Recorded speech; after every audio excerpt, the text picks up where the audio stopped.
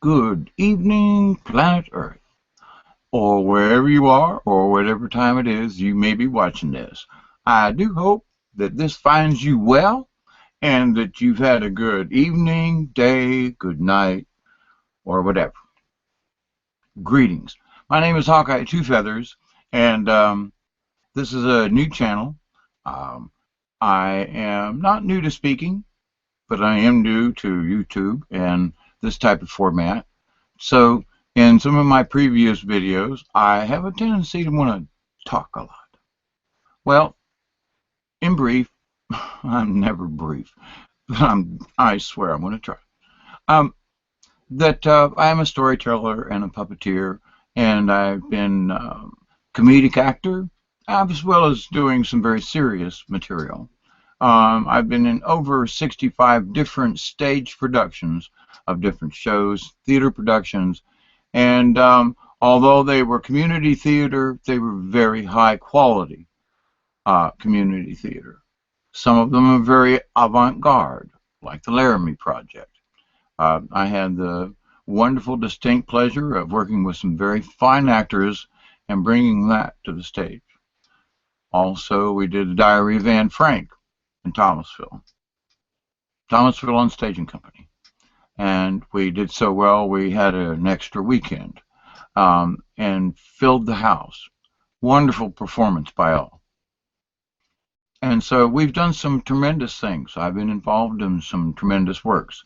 And I'm not saying that I was never the top guy. That's not what I'm saying. I have been involved with all of these different types of productions, from musicals to um, puppet shows, creative puppet shows, uh, just absolutely wonderful things. And so I have a broad range of experience from all different types of areas. And the topic that I posted for tonight is about angels and archangels and such as that. Because the topic in my life has come up, I won't say recently, but let's say, how shall I put this? My faith has been not actually put to the test, but it was questioned, and rightly so that it should, especially under the circumstances. Um, and if you're a Christian or Catholic, I was raised a Catholic.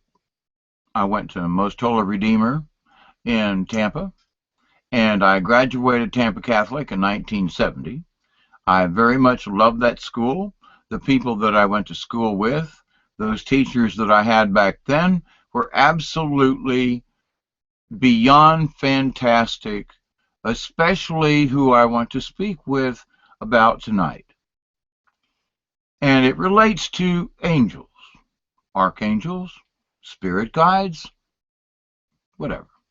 Whether you believe or not, okay, this is not a discussion about me trying to convince you that they exist, because I think you have to be in some sort of, not necessarily a mindset per se, and I don't want to necessarily say like a religious mindset, because my grandmother, um, she was very religious, but she didn't read the Bible a lot. I think she had a Bible and would read it. She didn't go to church and pretty much refused religion, but she was one of the most holiest women, holiest person, meaning as in giving, being kind, not degrading, or we might be talking around and go, oh, I think that dress is horrible on her. I hope she don't wear it over here. I don't want to have to say anything. And grandma was like that. And if something like derogatory about, oh, she looks fat in that dress came out of her mouth, she would immediately apologize. You know, that was how grandma was. And in life, if people were more like her, we wouldn't have all the mess we have now. So now where does that lead me to angels, archangels, spirit guides? Well, for one thing, let me establish something. Yes, I've raised a Catholic. Yes, I was taught about angels and archangels. Not as much as like what I have been like poking around and searching on the net, which I'm going to try to share a little bit of this. I'm new at this sharing screen thing, and last time I tried it earlier today, it cut me off. So I'm going to try again, at least in part. Hey. So with this said, I don't want to bore you, but okay. So with Granny and I, we had a communication which some people would say now, excuse me, would be akin to um, oh, not teleportation. When one person thinks of you and then they think back and oh man, why am I just bang? That just left me. Out the window it went. I digress. So I would dial Grandma's phone number, and before it would ring, she'd pick up the phone and she would be dialing. And I said, Grandma, is that you? What? Who's talking to me? Grandma, it's me, Dave. Hello, you okay? David, is that you? Yeah, Grandma. Well, I was just calling you. I know. I thought I'd call you first. How you doing? Da-da-doo. We quit. It happened because we did it all the time. We were somehow connected, and we are in no way am I blood related to her because I was adopted, and she just so happened to be my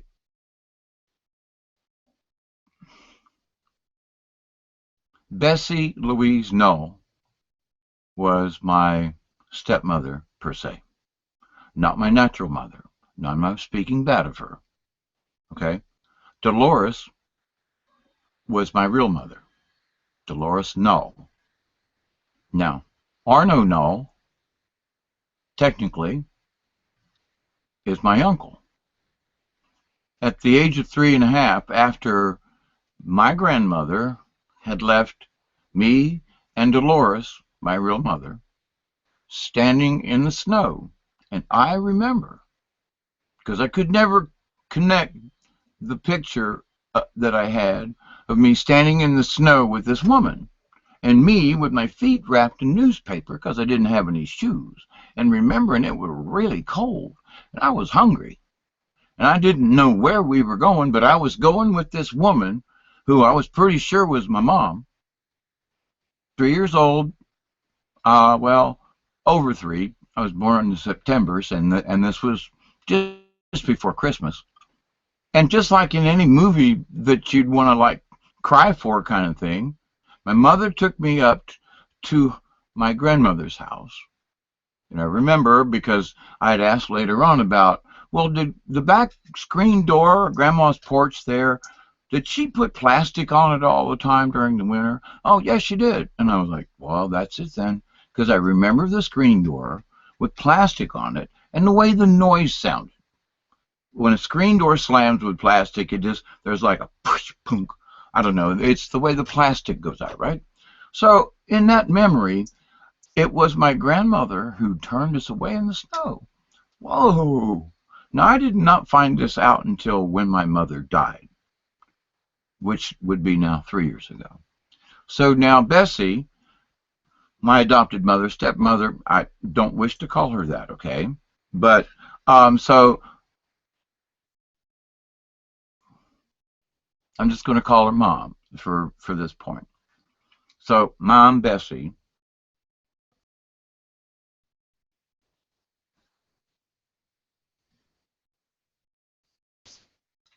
I'm sorry, I lost my train. I absolutely lost my train of thought. Something else came into mind because I was thinking about the angel thing, you know, and about whether or not you believed it or not. Well, see, the bloodline, right? So Bessie was not related to me in that she was my stepmother. Okay, not speaking bad, I swear. All right. So with that said, but Grandma Raleigh, it was like she was. I mean, I was blood kin to her. But no, actually what it is and was now as quantum entanglement. It explains psychic phenomena. Now, with psychic phenomena, where am I going to jump with this? Well, as Grandma got older and she had several operations, and she told me, she goes, David, I can tell you, but I don't want you to tell your mother and and Aunt Shirley, which was her other daughter. She goes, oh, please don't tell them. And I'm like, tell them what, Grandma? Well, that she was seeing angels, and this was about 10 days maybe before she passed away. Now, I was never sure if maybe Grandma didn't have an extra sensory other sense that she never spoke to me about. But in those last 2 or 3 weeks of her life here, she started speaking to me and no one else about this. And what it entailed was seeing angels. It was seeing her Fred, which was her husband. She called him Red. He had fiery red hair. He got me turned on at an early age into stock car racing. And then Grandma told me later on that the reason he was so involved in stock car racing was because he knew some of the drivers back in the day when they were running moonshine from Ohio back and forth into Kentucky and back and forth. And my grandpa ran moonshine back in the day. I went, oh my God. She goes, don't you tell your mother and your aunt. They'll be mortified that your grandpa ran moonshine. I got busted for drugs. Well, that's not the same, but I mean, I was like, holy crap. She goes, your grandpa was this close by getting caught by the police so many times, and that's why he loves stock car racing so much. He was running from the revenuers. Grandma, which I think is an absolutely lovely story, I mean, for myself. And so, but Grandpa died to me an early age. I think he was 55, maybe. There's a 5 in there as the last number. 63, I don't know. He was not an old man because Grandma lived, oh, I mean, Grandpa died in 63, pretty sure, because it was right around the same time as John F. Kennedy. I remember both of them being traumatic. And so, but Grandma, as she got close to death, she started talking about angels and whether or not I believed in them, which was kind of interesting because it's like, we talked about church and stuff, and I never really told her about what happened to me in the Catholic Church, but she knew that, I didn't agree with the church anymore, and that I was seeking other things, but that I was still on a very spiritual path. I wasn't trying to I didn't want to make any deals with the devil. I knew better. And I surely wanted to stay anywhere far away from any of that type of activity at all, because I had been. No one knew this. I don't know if any of them know now. I mean, well, they will know now, but had known before now that I had been involved in some groups down in Tampa and a couple of other places temporarily, more as a visitor, I guess, and some other demonic, not quite satanic, but almost. They were trying to be. They were practicing to be the real deal. I know, but down around Tampa, and back at that time, anyone could go into the university and use the books in the university. And so I went to the University of South Florida and did all my studying. And I was amazed to find that they had sections and books on demonology with incantations and spells, how to do this, how to do that, the proper mode, the proper this, the proper that, what a black mass was, da-da-da-da-da-da-da. And when I read, I don't want to remember the name of the book, okay? But I remember it was a very large book, and as I skimmed through it, I had this feeling of power within the book. Not that the book itself had power. It's what was contained within the book. I felt that power. I had no idea at the age of 18 what the hell was going on, except I was dang curious. Okay.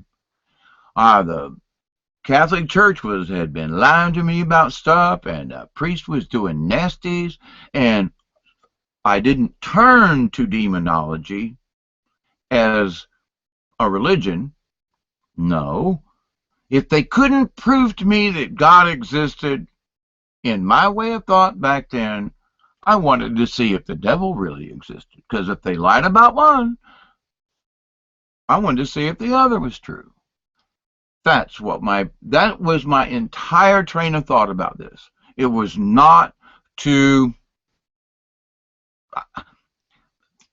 let me put it this way. Here's a spell to conjure up a demon. And it's explained in that you make two circles. You make a small circle that touches the largest circle. All right. And I'm not going to go much further than that, other than you have candles, you have your incantations, you have whatever amulet or goblet or knife or dagger or whatever it calls for that particular magical incantation. Now, the idea is you stay in your circle, okay? And in that circle, you have blessed it, you have, etc., and you are safe within your circle. Now, in this, you're going to call the demon from another world into the smaller circle, okay? That's the whole premise of this, right? All right, so now, if you do this, what do I want with a demon? I mean, really, so I wanted to see if it would work, but at the same time, I was like, I don't want ill on anyone. I mean, what am I going to ask him? I want a ton of gold. Ah. No, I mean, he's a demon, right? So I decided I was going to go ahead and go through with it. It took me a while to get all the stuff. It took me a while to get the courage up. It took me a while to figure out whether or not my curiosity was stronger than my stupidity or something. Or that my stupidity and were linked together and they were overriding my intelligence and my common sense that said, what are you doing wanting to conjure a demon? Are you serious? I just wanted to see if there was going to be like a puff of smoke. Be careful what you do. Be careful what you wish for.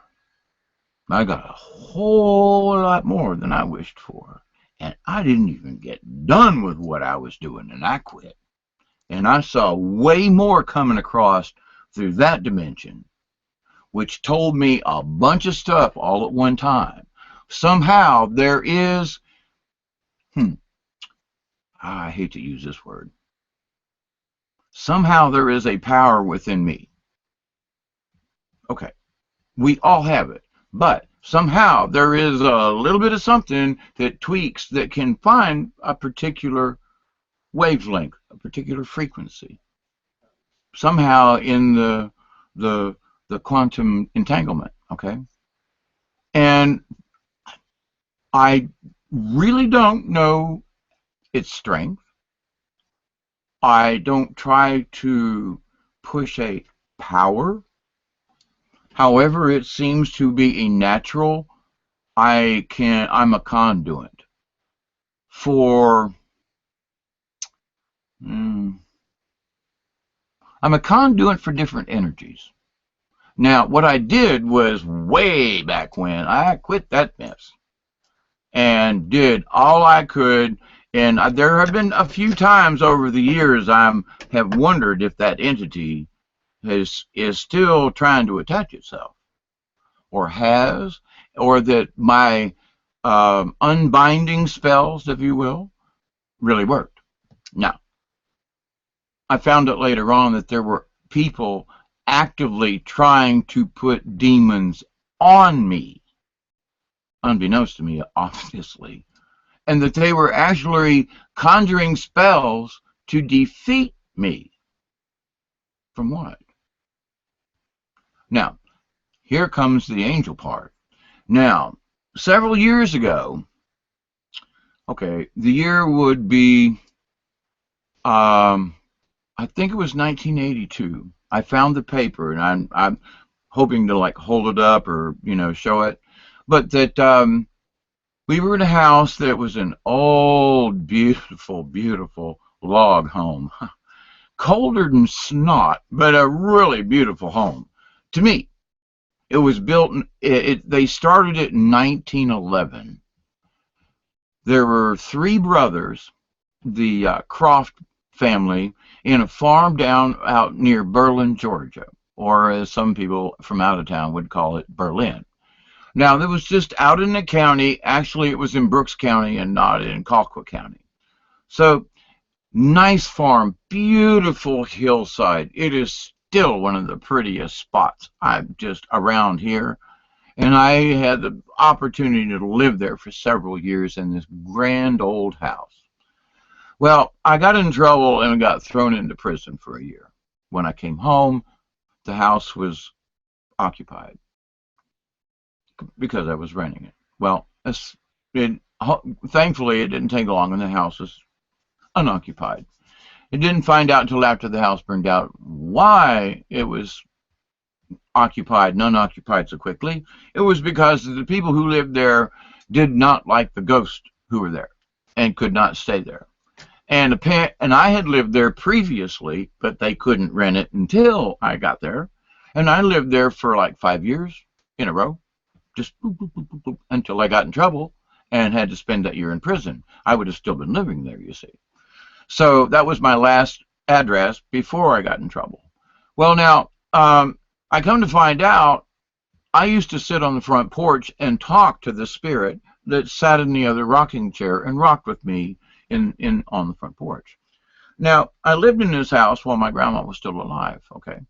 And so, as I was speaking to the ghost or the spirit, and most people just said, yeah, sure. Okay.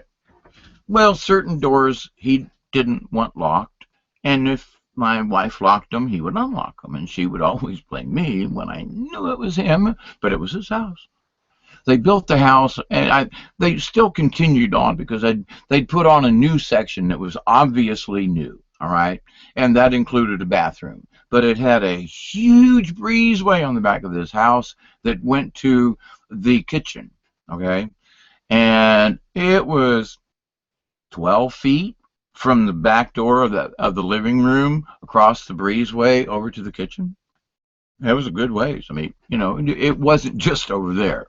So in the wintertime, it was like, to get to the kitchen. But the kitchen had two fireplaces, one on either side of it. And it was almost like two separate rooms, but it wasn't. And at one time, it almost looked like it had been separated. And they said that back in the day, they had a mammy that stayed there and sharecropped and lived there, and had lived there for just so long that in 1911, there was still some of that old cotton days hanging on, And so, but people still lived in the neighborhoods. And even though that, they was black and white and different than that, they still had their separation, but at least they did it with some dignity rather than, well, y'all stay down over yonder. They actually let some of these folks stay close to the house and even like in the house kind of sort of share it a little, Very nice. Good, good, good. So, well, with that said, that means that these people were good people, okay, and that they helped others. And in this house, there was a small room off to the front of the front porch. And in the old days, it was told that in these parts and other parts in various other parts of the country, when people were on horseback or wagons and even older cars, if they were on their way home and they were coming back from Moultrie and coming down them old dirt roads and back through there, and it was even bad back when I lived there in the 70s, early 80s. Well, this front room was big enough for a single bed, a chair, a very small table, a window in the front, the door to the porch, and the door to the house. It was not very big. No, you could barely turn around in there, really. And so the door to the house, to the bedroom, you could lock and it would stay locked. But the door to the porch, it was a skeleton key, didn't matter. It never, ever stayed locked. There was a latch on the inside, you know, the deadbolt kind. It would be unlocked. She would always blame it on me. And I told Pat, and then I told Sherry, I said, well, I had two wives. Anyway, my first wife left. I was still living in the house. I got in trouble, came back, got married, different wife, same house. Well, I told her, didn't go into the whole ghost thing or whatever, guardian angel. Well, she understood more than Pat did.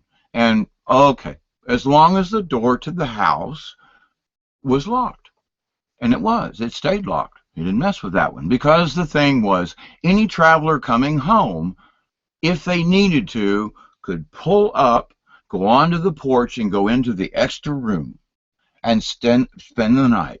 And the next morning, get up with the family. Thank you very much. Hi, how are you? Visit some, and then go on home. It was like a tradition, really, and some people would almost like not go all the way home just so they could stop and visit and have an excuse. It was the way people did things back then. Nowadays, would we consider having an extra room off of our house with an open door to the front porch and let people come in if they were tired or not all the way home, whether you knew them or not? That's how it was back then. The spirit of that house, Mr. Croft, the house caught fire 3 days before Thanksgiving in November, several years ago. Well, 82 or 81. We'd gone to bed 10:30, 11 o'clock. About a month earlier, we had insulated the attic of this house. I worked for the weatherization program, and when we had scrap left over, I had the guys collect it for me. I mean, really, just scrap stuff out in the yard, pine needles, blah, blah, blah, and I would clean it up and then put it in and save it. And then I would take it home and dump it in our attic because there was none, and it was cold in that house. I didn't qualify because we didn't own the house, but at the same time, this stuff was really going to go in the garbage. But I was supervisor of a couple of the insulation groups, and they didn't steal. I told them, I said, don't you dare break a bag and then put it in for me. That ain't where this is going, guys. It's got to be what's left over, bad, broken. It's got to be what we can't use. It has to be that. So, but I collected enough and I put it in my attic up there. And, you know, so, and I put it in correctly. We put it in right because I've done hundreds of houses by this time. Also, I was buying, and I was working it off with some friends of mine. I bought one of those really nice indoor wood burner stoves that looks like a real heater. It doesn't look like a wood stove. It looks like a heater, you know, nice out front and everything, you know, beautiful temperature controlled, fire brick on the inside, double insulated. We had a small fan to keep things circulated, double insulated pipe going out, and we put it in, everything was right. About 3 weeks after installing all of this, we went to bed. This was a few days before Thanksgiving. At about 11:45-ish, I'm laying in bed. We had the headboard up against the wall, the foot out into the room, and it was several feet over to a pot-bellied stove. The big part of the house was off to my right as I sat in the bed, and the pot-bellied stove was over in the corner. And that kept this end of the house warm. Okay, it was big and gangly house.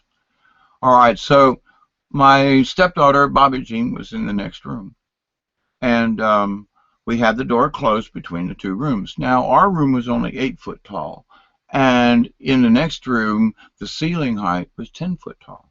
Okay, well, as I was, sleeping, had just gone into that almost dead sleep. I'm going to be snoring soon. I feel something shake my feet, and I sit bolt up in my bed.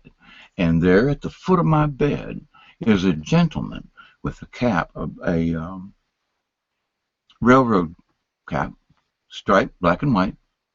He's got railroad jeans on, bib overalls, with the straps coming down, eh? And he's got 2 pockets in front. Got a pocket watch, and I can see the chain across. He's got a kerchief around his neck, red, I believe, but he also had on a flannel shirt, but he didn't have a jacket on. And I could see him there, and he said, "David, get up. The house is on fire." And double taken, I said, "What?" And he said, "David, get up. And he was like gesturing over, the house is on fire." And so I was like, as he said it the second time, I turned my head to wake up my wife. "Sherry, wake up, the house." And I turned back around, and he was gone. I got out of bed, went 3 steps over to the door, and pushed it open. And when I did, all I could see was a bright, fiery, roaring firing in the ceiling. The entire ceiling looked like the inside of a stove, a wood stove that was just as glowing red as you can imagine, and more. Above my stepdaughter, the whole ceiling.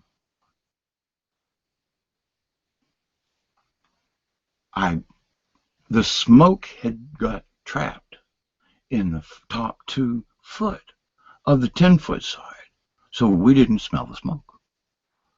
And so whoever that was woke me up, got us awake, must have seen the smoke from outside, and that's how, we got out with our lives, me with only a pair of pants, nothing else, no shoes, no socks, no shirt.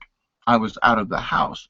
And the house was so old with logs, honest to goodness, logs this big around that were 60 feet long. I kid you not, because they farmed the trees off of that property to build the house and then to create the farm that they had. It burnt. It burnt. They said they could see this thing for 20 miles because it sat so high up on this hill there at the end, and all below going down towards Valdosta and Morven, from where the house sat. There's an intersection there where you go up to Berlin and you go down to Quitman. At that intersection, they said you could see the fire burning, and we had done tests because you really could see the house from there if you knew what you were looking at. Well, this thing was a huge candle on the side of this hill, and they said that everybody, they were waking each other up to look at the candle up on the hill, and it was the house.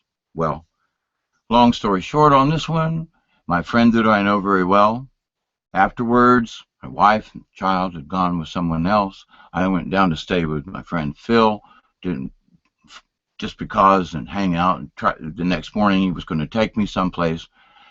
Anyway, we get down to his house, and he goes flipping through a family album. He goes, you told me about this guy, because it was his house. His mother was running the house, but it would have been, anyway, a great-grandfather-ish. So he's flipping through this family album, and he do do do do, and he gets to this one page, and before he can flip another, I said, "That's the guy. Who's that guy right there?" And he looked at me, and his face went white. He goes, "What?" And I said, "That's the guy right there." And he goes, "I was afraid you weren't going to tell me that." And he goes, "I just wanted to see if something popped out." And I goes, "That's the guy. Why?" And he goes, "Well, that's my great great granddaddy, and he died in the house. He and his brothers built the house. They passed away, and he was still living. And but when he passed away, he they had the funeral with him in the house. He was there. And then, but that's the reason we haven't been able to rent the house to anyone but you, David, is because he's been haunting the house. And you're telling me he's the guy that woke you up. How could I make it up? I never saw the family album before. And why would I make it up? Because the gentleman saved her life. Do I believe in angels? Yeah. Do I believe in good spirits that are like just beyond where we are? Yeah. Is this a true story? Oh yeah. Those people. My stepdaughter. She was young enough, but she remembers. She remembers me telling them at the time what happened. Not that I made something up later, and that I told Phil. There are folks who know this. And why would I make it up? He saved our life. He manifested himself at the foot of the bed. They always said that the man was a great man. He always was kind to people. That's the reason for the room on the front porch being unlocked all the time. Why he just couldn't stand it, even as a ghost. No, it has to stay open, y'all. That's just the way it's got to be. And he was protecting that. And because I would sit on the front porch and speak to him, he was sitting in that chair rocking. And I swear I could hear him talking back, but I was kind. I never was, I never, the ghost, nope. I just always said, my friend. And he was always my friend. He woke me up and saved us all. And we didn't have anything left. I mean, all of our stuff got burned. But that starts my real angel. Okay? Now, I've always felt like there's been a protection. That's from probably just my Catholic belief. We all have a guardian angel, we're taught. Okie doke. Cool. But do you have any proof that you really got one? Well, when that person woke me up and those events happened, from that point on, it was like I could hear my guardian angel then. I know. It's like that event blasted something that allowed me to see the entity. Maybe it didn't show itself. Maybe I released whatever in me to see it. Which happened? I can't tell you. In my mind, I say he manifested in front of me. He was my guardian angel, our guardian angel, because we took care of his house. We respected his house, which meant we respected him. And he saved us. Now, moving along to other angels. Now, over the years, I have been studying, due to my finding out that my grandmothers, going back several, on the Lee side of my family, were Cherokee descent. And I was told that each of the wives, one was full blood, another was a half, and the next was a half, my grandmother. I don't know where that goes. I'm not trying to claim any type of Indian marks, but I have more Indian soul in me than I have white man. And that's been evident since I was a child. of being me going into the woods. That's when I started seeing Mother Mary. Now today I read something earlier, and it's on one of the tabs on this other screen here, and it has to do with, I was looking at for angels in it, and it has Mary listed as an angel. Now I have never heard that literally until today.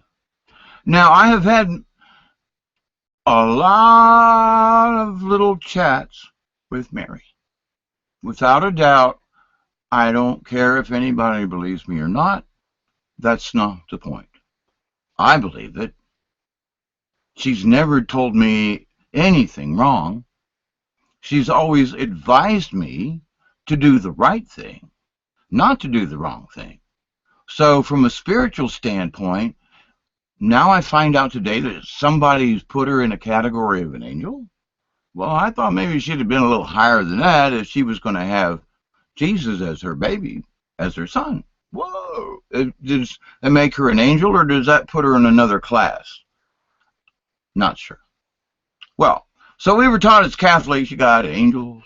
Those are just lower class, just kind of like hang out, you know. And then you got archangels, you know. And Michael's the dude, man.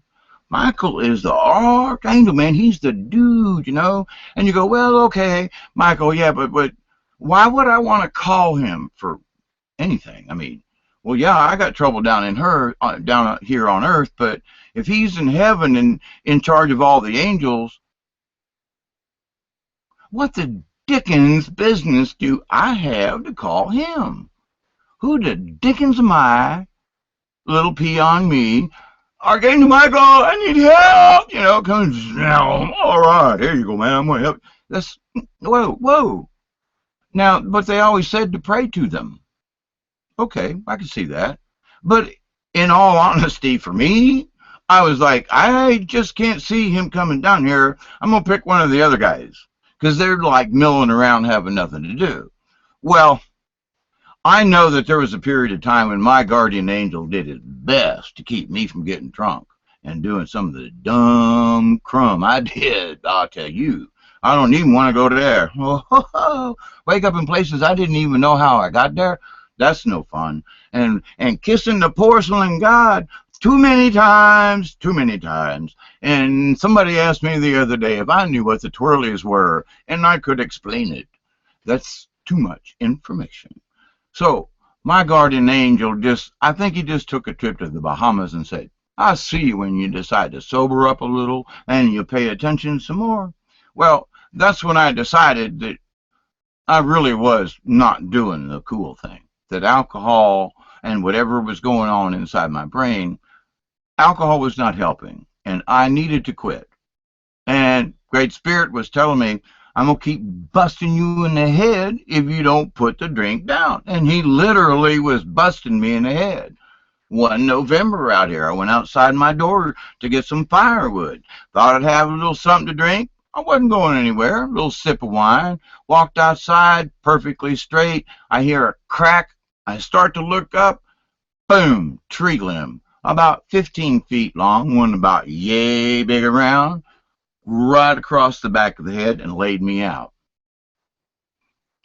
A while I was out, all by myself out here in the country. I wake up, I got this tree limb across me. I'm going, whoa, what's going on here? Okay, God, I'm going to quit drinking. I said I would, and then I went and got one, and then I get it. Now, you could say, well, that's just an astonishing coincidence, Hawkeye. Well, okay, you think of it what you will. When that tree limb fell and hit me on the head, I said, I'm putting it down. And I haven't had any more since then. I have had a tip. Hi, how you doing? Very stretched apart over the years. So, when I started really paying attention, do I have a guardian angel? Is it a spirit guide? Well, as I started studying the Native American side of me and looking at how the Native Americans regard Great Spirit, how they regard Mother Earth. They regard Mother Earth, and so do I, as an entire living entity, not just a pile of dirt. Okay, and there are some I hate to say it, but there are some Christians along the Pat Roberts kind of thing, and woo, there went my light. Whoa, what happened here? Wowzers, that's weird. So um, that I have listened to them in some of their preaching, and they will say that the Lord gave us dominion over the earth, meaning we can do whatever we wish. No, no, no. And you're preaching that to fellow Christians, that we have dominion over the earth. No, no, no, no, no. That is blasphemy in my book. I'm sorry, no, we don't. We're to live with Mother Earth, help her in whatever we can, coincide with her. So me, as my choice in life, I chose to live the simplest life that I possibly could, because in my reality, I didn't want to make any more waste than I needed, thus putting more of a burden on Mother Earth. I didn't want to create any bunch of stuff, gas guzzlers, blah, blah, blah. I just wanted, on my part, anybody else could do what they want, but for me, my person, my spirit, my soul, I'm going to do the best I can. I'm going to recycle. I'm going to do this. I'm going to do that. I'm not going to go nuts. I'm just going to do my part. And it's between me and Mother Earth and my Creator. Not a problem. Well, then things started creeping into like the 19 acres that I have here. I've got the little Clockney River in my backyard. Well, when it floods, stuff comes down the river. Well, when the water goes down, there's garbage in my backyard. I mean, like 12 acres of backyard filled with garbage. Well, it wasn't there before. Well, but where did it come from? Well, upstream. Okay.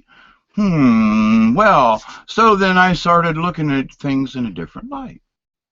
A to B, what happens over here can affect over here. So then I started meditating more in a different way, because I was still looking at things from a white man's point of view. Like I still had concrete, and oh yeah, we're going to do it like this. And even though I'm going to homestead the place, I'm still going to try to do this over here. So if you go live in a teepee for a weekend or two, go try it out, because it's not living in a tent. I've lived in tents, was in a tent this last weekend. It's not a teepee. Living in a teepee is totally, I don't understand what it is, but it's different. I'm just assuming that because of the shape is similar to a pyramid in a way, it's the way the energy is channeled. Now, I say that like this. Now, there are different styles of TP, and with that, if you build a small fire, because you don't need a big one, small fire in the center, you can actually watch the smoke do dances inside, because with the opening up at the top, and depending on how you tweak the door, or maybe around the edges, is how much it will draft and how that smoke will swirl. Well, if you've been sitting in a teepee and you've been seriously meditating, and you've got sage, you have a little bit of tobacco that you're going to say your prayer with, and as you say your prayer and you blow the tobacco smoke in with the smoke from the fire, and you only have that little bit of flame that's with the fire to light the teepee, there's something magical that happens, and I don't understand, but I know that it is, okay? And in that, to see a spirit of such with a smile and a blessing just kind of play in the smoke, you know? And so if you're asking your prayer, Creator, I wish to know if I have a spirit guide, and if so, will that spirit guide be shown to me? No big deal, right? Just let me know he's around and that it's true. Nothing else. No magic, no nothing. Simply a request. Well, when the smoke goes up and things go around and you're meditating in a quiet way, making your prayer to Creator, thank you, Mother Earth, and all of a sudden as the smoke swirls, it almost like doesn't go up. Actually, it doesn't. it turns into a very nice shape, face that morphs into like a person and then says like hi and disappears. And then I feel like a soft hand on my shoulder. Thank you. And then it was gone. Now I sat in the teepee, I continued to meditate, and all I felt was wonderful, absolute, giant, great big hugs. Like hugs I don't get from because I'm not married or have family nearby. You miss a good hug once in a while. So, but being in there in that meditative state at that time was a giant hug. So, don't know what it is about the teepee. I've meditated in other areas, in other places, and other things, and it seems like each place has its own mysticism or energy about it. Well, but actually that is true. There are energy points on the earth and where the ley lines are, and there's been a lot of study done about it. Native Americans have places hidden down in the woods that they know where they go to pray. They don't tell people about it. They tell one another, and it's just known that that's a good prayer spot, you know. And if there is what a white person would call magic, might be that you get a glimpse of your spirit guide. Maybe in the smoke of that dwindling fire, you see a small vision, a picture of something that might be something future.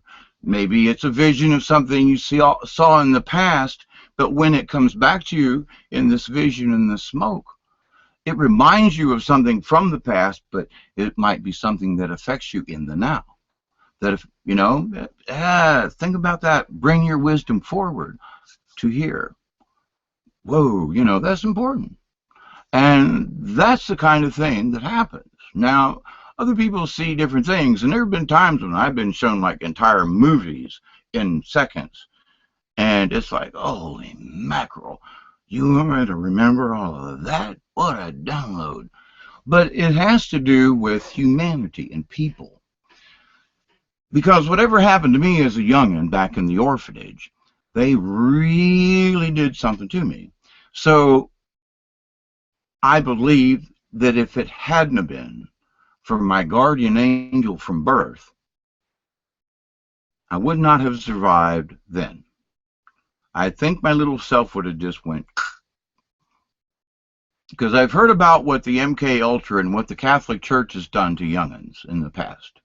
And in 1952 through 1955 is when I was in that orphanage. In and out, in and out. 6 foster homes in 3 years? What the hell? Now they say, well, you're a troubled child. Well, well, hang on. What did you do to make me troubled? That's what I want to know. Because I don't, when I finally settled down, they didn't have to beat me to settle down.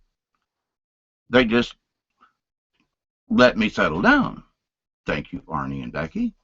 But to the point, though, as I settle down, I'm not someone that wants to go out and fight or look for troubles or anything like that. That's not my nature. Now, why would I be so distraught if I'm really a fairly likable guy, you know, as a kid? Come on, you know, I don't know, come on, it's fat. So, where am I going with this with the angel? Well, I had a really bad accident and really should have died again. Who pulled me out? Said, hey, we got to talk. And I have severe head concussion.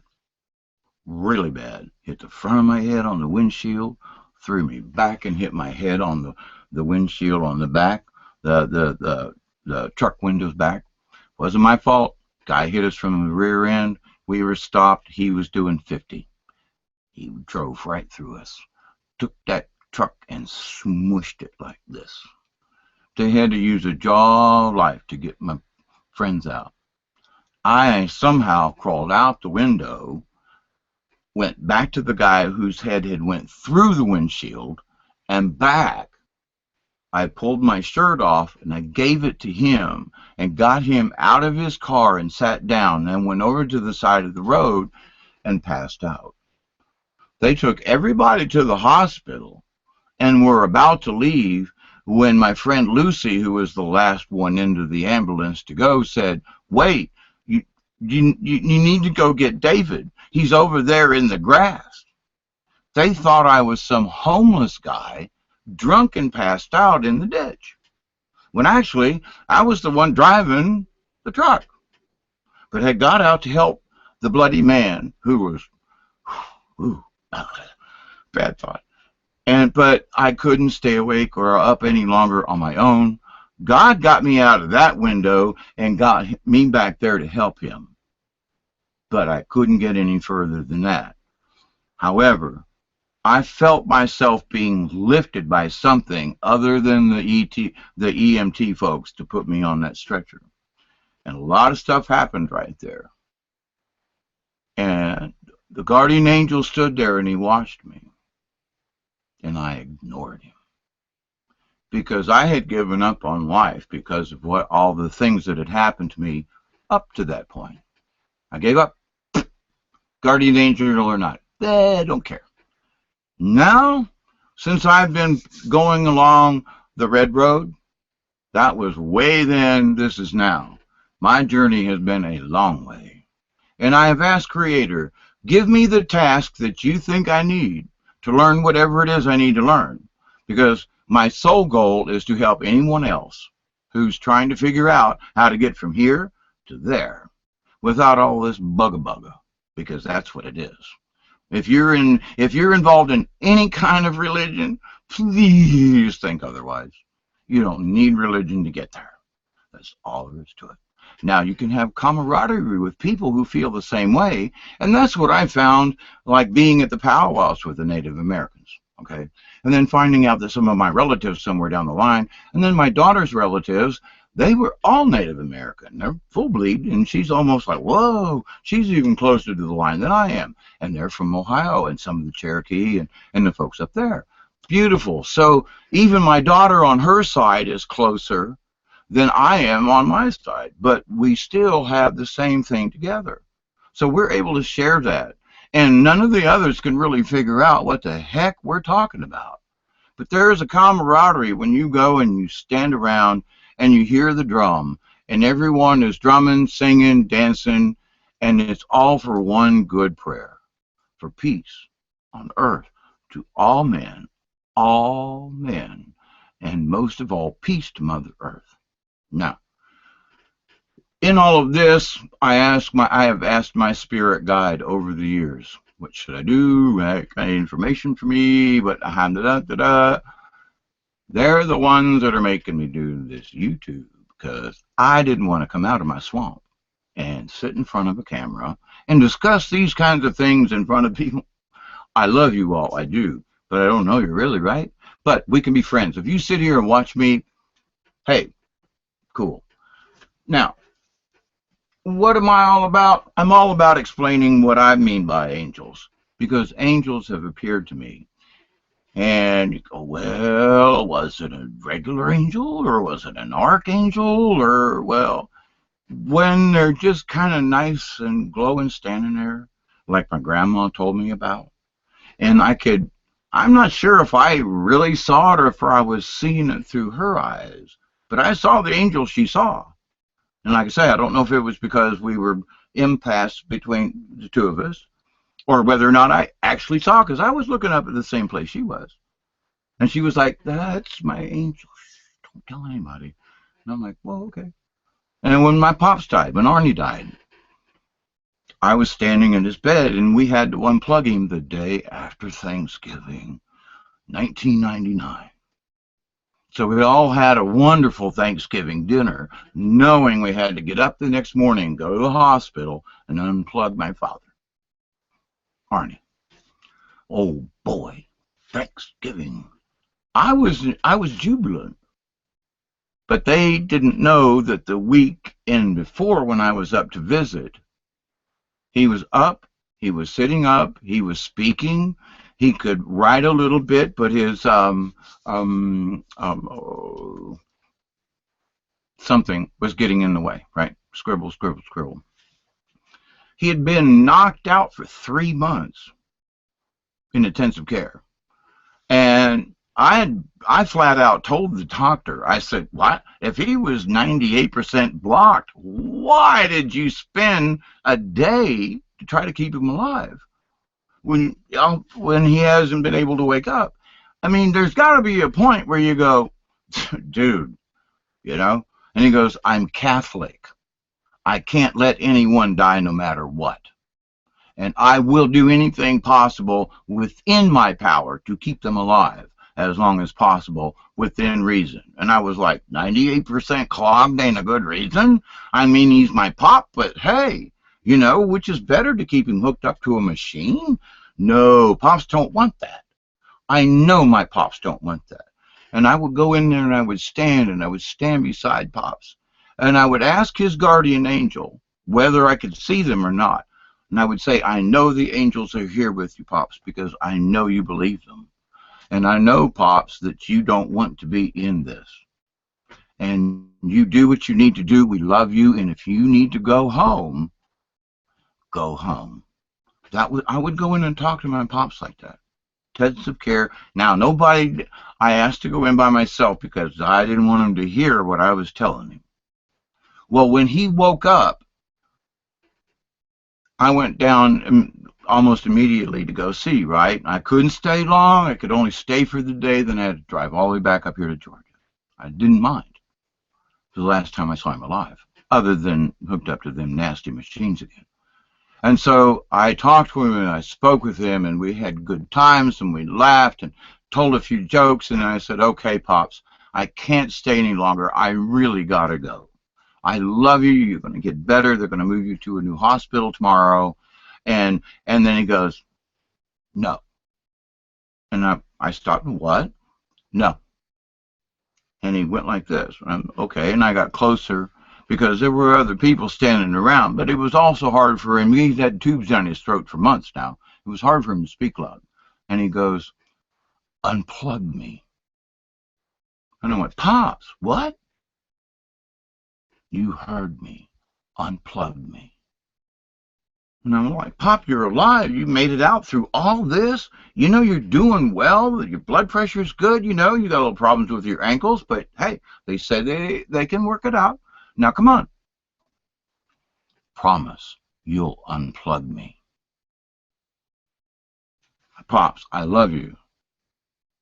And he looked at me again and he said, David, unplug me. I said, okay. When the time comes, you got it.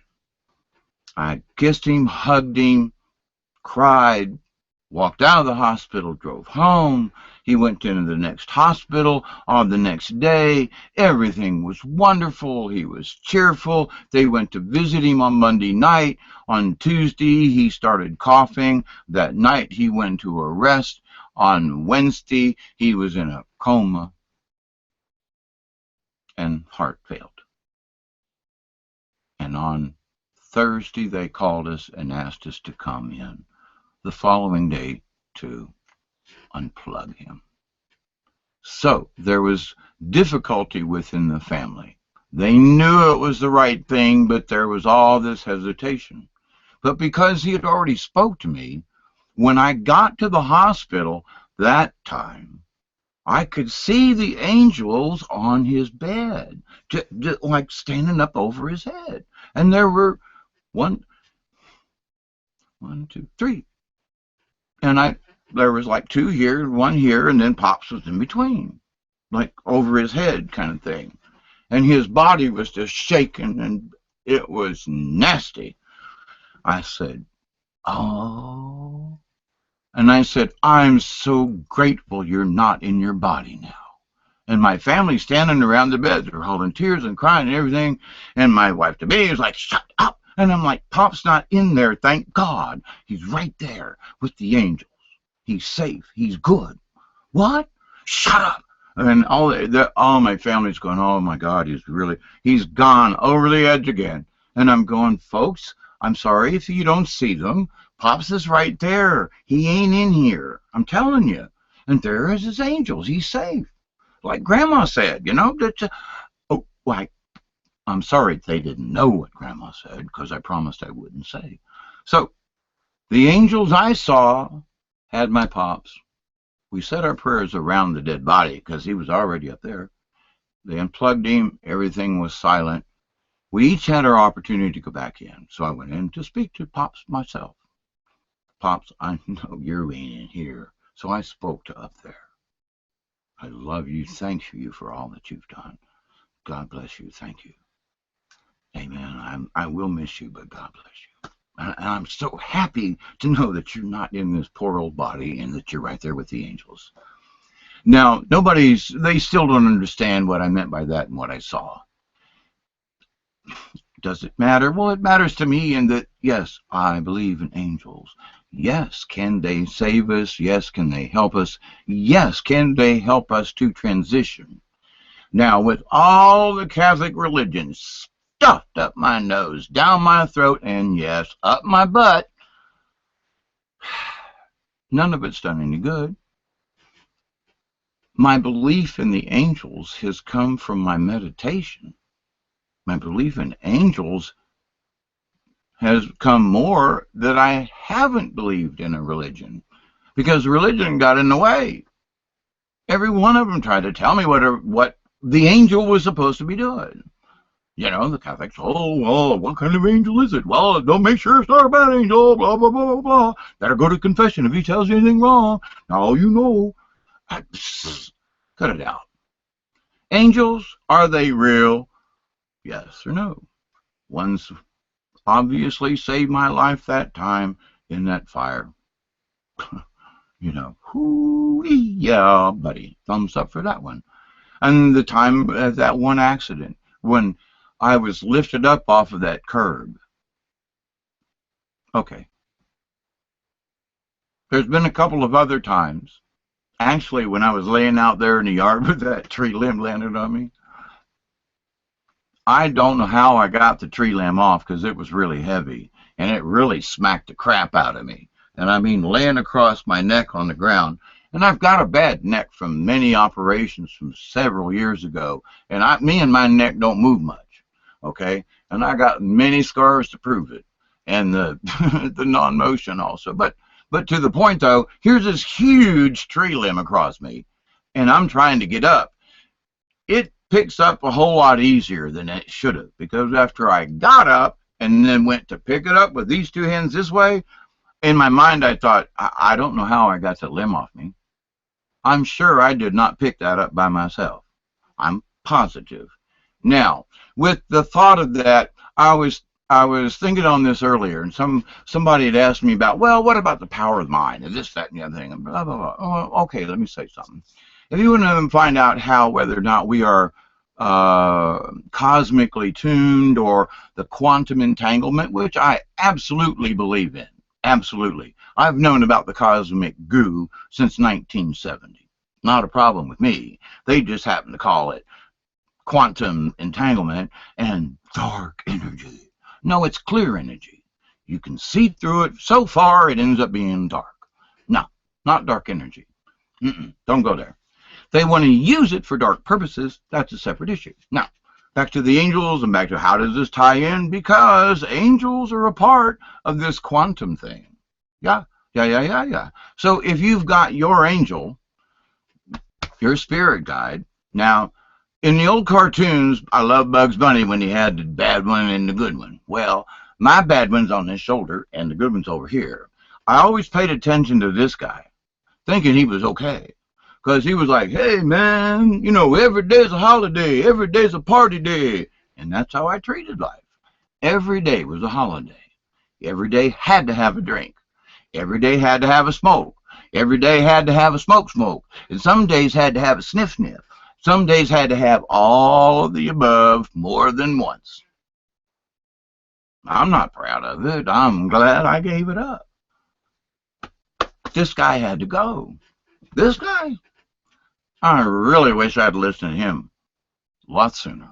Now, as I've been watching life, as I watch people, I love to watch people because I learn so much from their behavior. Like, whoa, I don't want to do that, you know, that kind of reaction. But so where is this spirit guide thing with me? Well, many years ago, I often go to the woods and go camping and whatever. So it was one of the days that I was back in my own backyard and having a little bit of just quiet time going down there. No particular prayer, no particular anything. Just went down to meditate and feel the goodness of Mother Earth and the surroundings. Okay, well, I got a visit. Like, hi, I'm your guardian angel. I'm actually your spirit guide. And what you need to do is listen to this side more often. Okay. And that was like first contact. And that was it. I like had a good meditation, walked back to the house, didn't really think too much about it. All right. So in the meantime, I was also looking into the other Native American traditions, such as totems, like animal totems. If you see one particular animal a lot, that it might possibly have, quote, messages, because certain animals are, messengers. Rabbit, hawk, owl. A lot of people think that owl's bad. Owl's not bad. It's just that owl usually, it just has bad messages. He's a messenger, unfortunately, of bad news. It doesn't make him bad. That, why do, there are some Native Americans. I walked in and I had an owl feather. I knew because I have an owl that lives out back, and that owl gave me that feather. And I had it in my hat. So I walked in there and they were like, "Oh, get him out of here." And I was like, "What?" "It's an owl feather." I said, "Yeah." "You have owl magic on you. Do you know what you're doing?" I said, "Yeah." "What do you know?" And I was like, "Dude, hang, chill, wait, hold. Wait, let me take it out first. I'll hide it. Now, can we talk about this?" And it seems that there are certain tribes who think that if somebody's wearing an owl feather and they're not qualified to wear it, and I kind of like, well, what makes you qualified? If the owl gave it to you, which he did, I went in my backyard, whoo, whoo, whoo. Owl was in a tree. I could have almost touched that owl. It was so close. Honest to God, scared the crap out of me for like 15 minutes until I just couldn't stand that still any longer, and I had to twitch. And they all moved to another branch 10 feet away and stayed there another 10 minutes. Whoa. But when he left the first limb and went to the second one feather fell. And to me, that was my tribute, and that was my gift. So I took that feather and had it for a long time, and that was the feather I was wearing. So a gifted feather from an owl? Yeah. Oh, but no, no, no to a lot of people. That's bad mojo, and bad spirits walk with those who have an owl feather. I was like, whoa, wait a minute, dude. So I took the owl feather out of my hat, took it back to my car and put it away.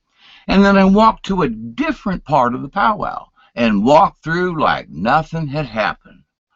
"Hi, how are you all? Blah, blah, blah. Greetings, how are you? Everything." And then by the time I got all the way back around to where I'd seen the guy at first when I went in, all of a sudden now, he's the guy that had the owl feather. "Well, what did he seem like to you?" All of a sudden, everybody's chatter, chatter, chatter, chatter. "I'm the guy with the owl feather." And they were like, well, wait a minute. So I had to go back to some of them and go, "You didn't even know I had an owl feather until the guy at the end told you. Now, you and me had a perfect conversation. What's wrong with me now?" "Bad mojo, owl feather." Wait a minute now. But that's the way they were taught. Just like Catholics are taught this way. "Owl feather bad." And I was like, well, you didn't see me as bad. You didn't want to run me out of your tent here, right? No. Is my energy all right with you? I mean, am I conflicting in some sort of way here? No. Then what does an owl feather mean different if I were to go get it out of my truck and walk back in? Good point. They actually could not answer that. Test done. So it's a lot of perception on some of these things. So because I have an affinity where animals will give me gifts, feathers, different things, different types of feathers. Woodpecker feathers are very difficult to get, and I've had several gifted to me. I've had white feathers from different types of animals. Not supposed to get gifted to me. I didn't have to go look for them. I mean, well, I take that back. I have been told when I'm sitting around the house, brooding, didn't know what to do, go to the woods, take a walk. We got a present for you. And sure enough, I'd go take a walk in my woods, and I'd be walking somewhere, and it'd be like, here, just step over here to the left a couple of feet and look to your right. Okay. And over there in some palmetto bushes is a brand new feather laying on top of the palmetto bushes, like somebody had just laid it there. And the message, excuse me, and the message that I kind of get it through this side of my head. I'm trying to explain the best I can. I get the messages like through here, and it's like, hey, that feather was for you. Thank you. What can you say? Now, I could have sat home, not listened to the voice to go into the woods and pick up this brand new feather. To me, because I asked the question, Creator, I don't know if what I'm seeing or this person's trying to tell me about an angel or not, or to believe it or not, or that this is attached to a demon or not. Creator, I need an answer here. Any way you can show me. I don't think so. So I'll give like, maybe I say yes. What do you say? Or I say no. So depending. It's usually whether or not I should accept them rather than reject them. So that's usually what my question or prayer is. So then a day or so later, tap, tap, tap, go for a walk. Okay. My answer, here's a beautiful feather. There's your answer. That's a yes. If I didn't get any tap at all, that would be a, well, I guess it's just out there in the void then. Maybe I should take another look at this. But if I get an obvious present sent to me by, hey, go to the woods, I have to believe this. So this type of incident has happened so many times, I will bore you with it and won't. I want to get back to the angels and the spirit guides. To me, as I say, been a part of both, because I know I had a guardian angel as a child because of the couple of times that some really nasty crap happened, and I could have really been in nasty crap dead trouble, and not. Whew. Just kind of yanked out of the situation. Okay.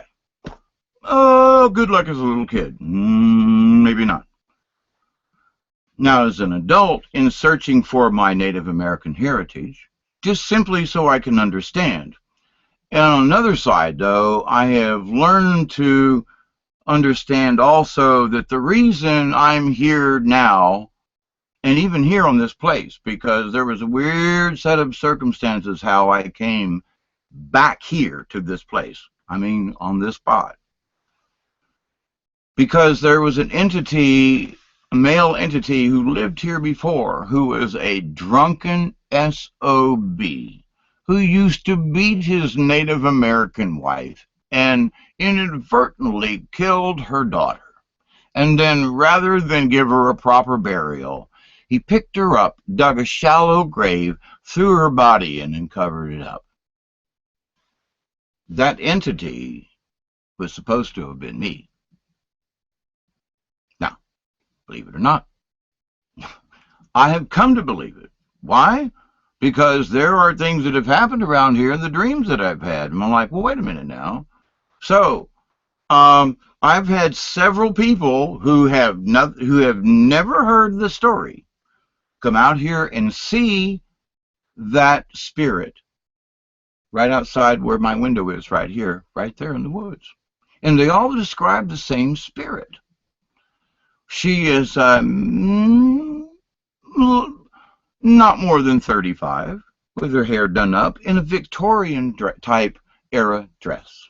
And because she is shimmering in a white, it's hard to discern what color her dress is, but there is a blue and a white differential rather than a gray and a brown or something. It was blue and whites and translucent sapphires, and also a young child. Now, when I first moved out here and I had operations on my neck, I had some friends of mine stay with me for about 3 months. And their little girl, who has grown up to be a beautiful young woman now with children of her own, when she was a little girl, she used to speak to the little girl, the spirit of the woods. Now, whoa, Corey was her name. I remembered. Thank you. Oh, man. For years I've been trying to remember that girl's name. But anyway, and her mother is a delightful woman. Very, very kind, very delightful. So, but anyway, we would sit and hear her talking outside, but she was having a perfectly good two-way conversation as a 4-year-old. I mean, complete sentences, pause, and then a response to something that was very obvious what it was. Well, as we overheard the conversations, if we'd peek around the corner, Corey would be facing the woods, and then all of a sudden she'd go, "What? They're watching," and she'd turn her head and look right at us in the window, and we'd duck away. And she'd go, "I can't talk to you now," and come in the house. What? Many people have told me about the spirits in my woods, and about what and why the spirits are in the woods. Because of what my spirit did previously here, over there in the woods, on another spot. Because I know this area too well. How I found it, how I got it, completely whacked out, shouldn't have happened. And it did. I literally wrote out a contract on a napkin with a guy because he was into Mother Earth too and wanted me to homestead a place. And he gave me a shot. $100 a month. $100 down and $100 a month. And until you can do better and until I need more. How about that? And that's how I got this place. So, but anyway, now these people, other people are telling me about the spirits here. And the fact that I am cursed because of the spirits here. And I'm like, whoa, whoa, whoa, whoa, whoa, whoa, whoa. If I'm back and I was the one, don't you think maybe I'm back to fix what I did in a previous life? If that's the truth. So what did I start doing then? I started speaking, even though I have not been able to see them. They have not made their appearance to me. But I speak to them. If I am the spirit who was before, I'm here to settle our differences. I'm here to say how sorry I really am. I'm also learned through the Red Road and learning my heritage of Native Americans. I now understand just how big that sin was, not only by misadvertently as a drunken butthole to kill her daughter and then to just throw her in a shallow grave with no ceremony, no nothing, as an old white drunk men in the 1890s. Yeah, because that's what was thought back then. But now as a human being in this life, I cannot condone any of what happened then. And I have done all that I can to make peace with these spirits. Also, it just so happens that where I live is between two cemeteries in the sort of the bottom of this little valley here. And I've been down on the river and I've taken pictures of the orbs. Whoa, I saw my other computer that I'm trying to fix. It's screensaver came on and it flipped through some of the pictures in one of my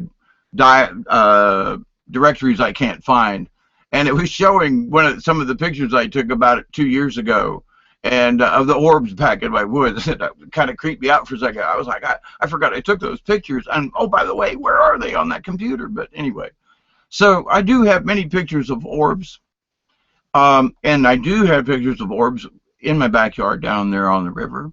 I sometimes often wonder if they are the spirits between these two cemeteries who are walking and wondering and what to do.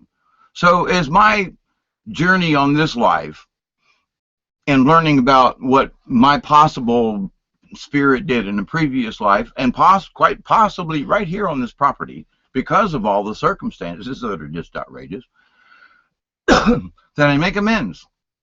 But not only do I make amends, I have to help all the other entities here that are trapped here to understand it's time for every single one of us to drop the negative. We got to quit hating each other. Even as entities, there are red orbs out there.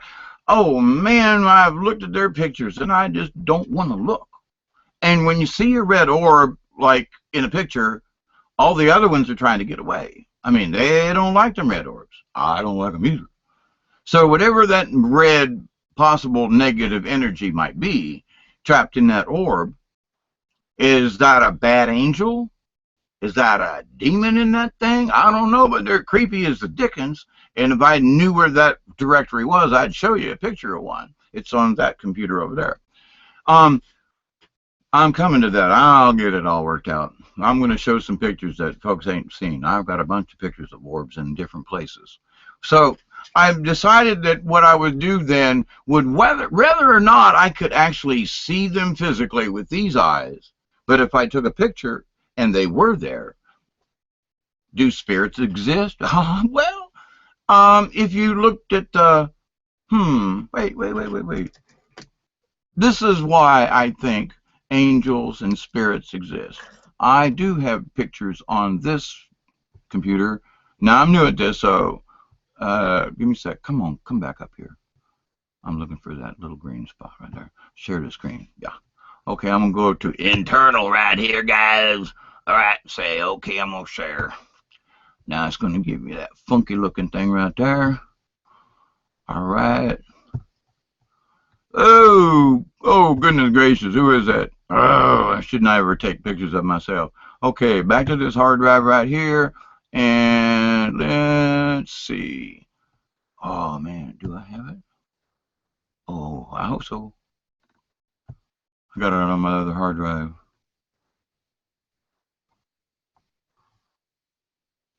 Oh man, I don't have it on this one. Oh, wait. Maybe. Nah, it's on my other hard drive. Okay, I'm sorry. Anyway, I was going to show you a picture of the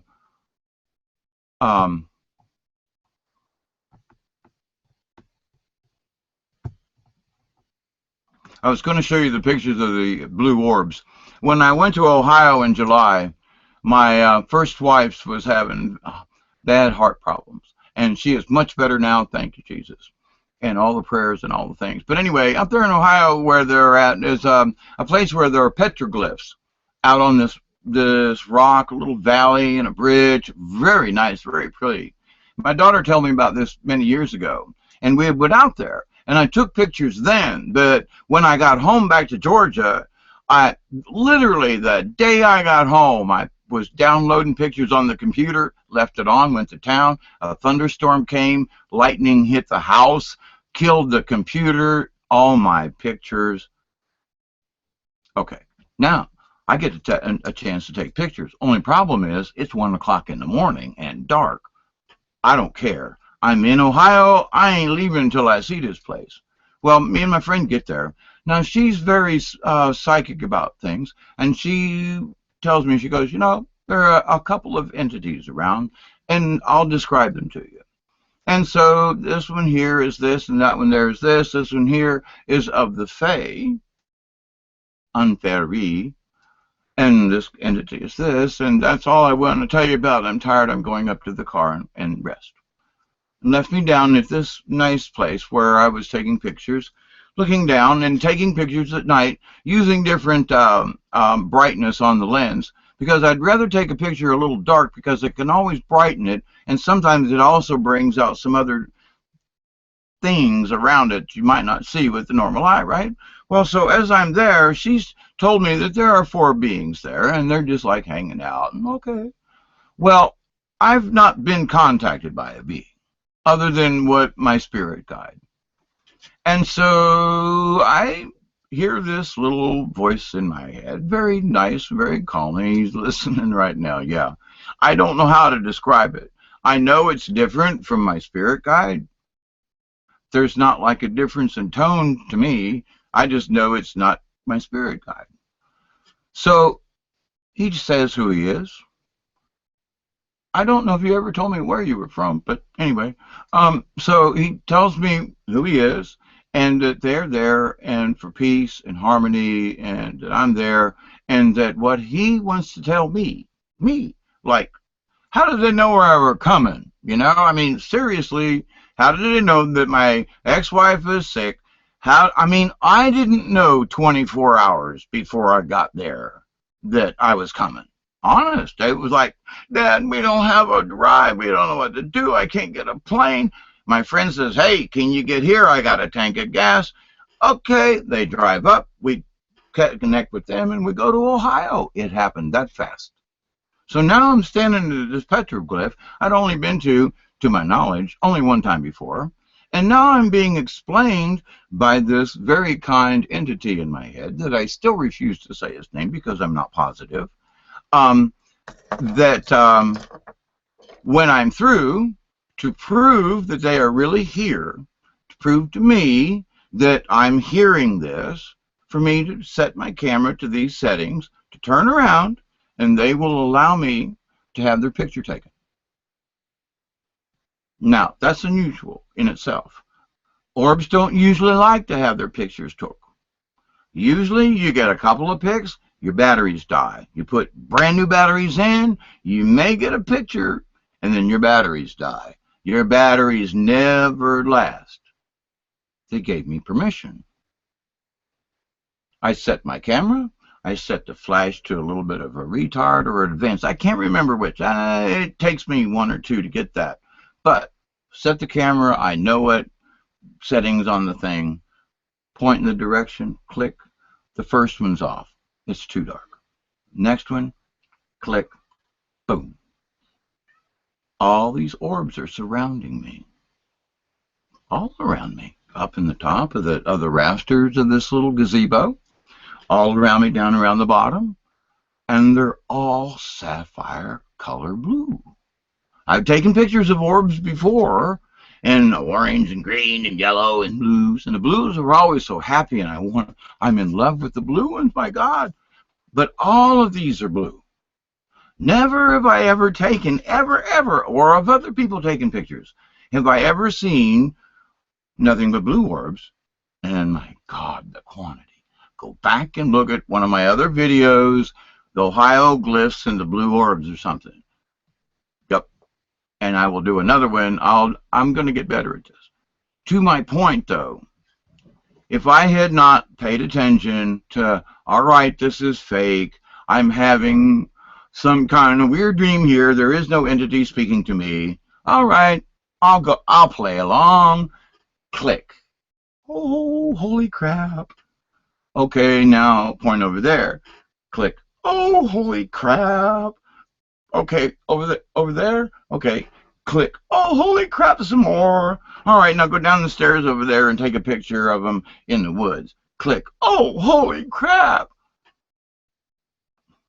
Okay, so somebody come up to me and they go, Dave, Hawkeye, how can I believe you? You tell me, you see these things, you have been there, you heard this voice tell you that, hey, it's your job to go back and tell everyone because this is the proof you're going to take with you. This is the proof you speak to them and say, we are real. And what is going on in this world with the war in the heavens is real. And I'm to tell people not to freak out, but to believe and have faith. Did I get that right? And to love one another and stop damn fighting.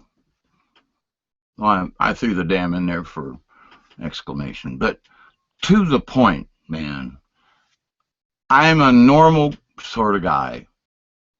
Trying to mind my own business, be good, give to as much as I can to anyone who needs it, help or money or prayers, whatever. I have dedicated my life officially.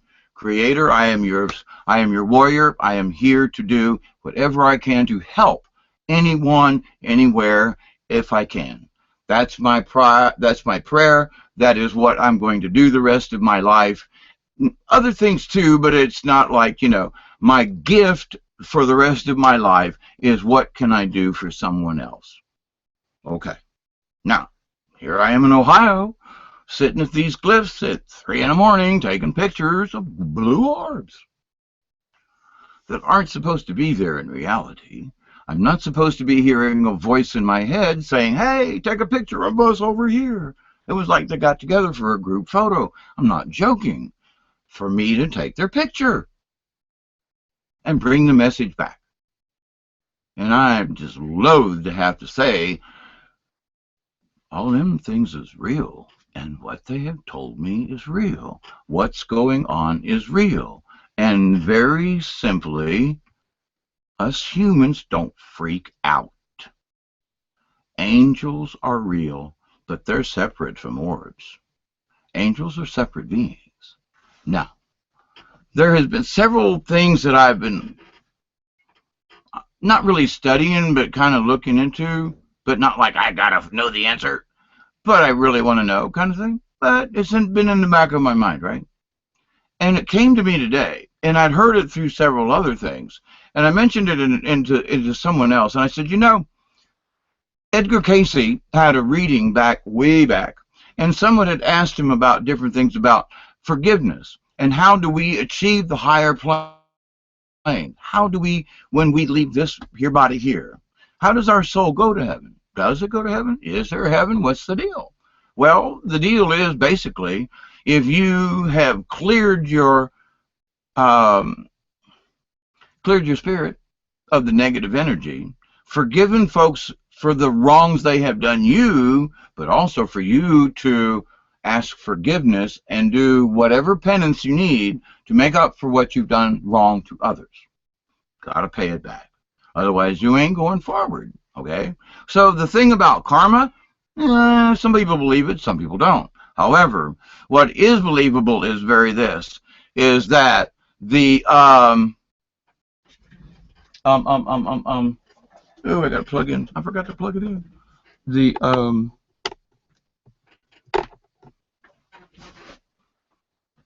I forgot where it was.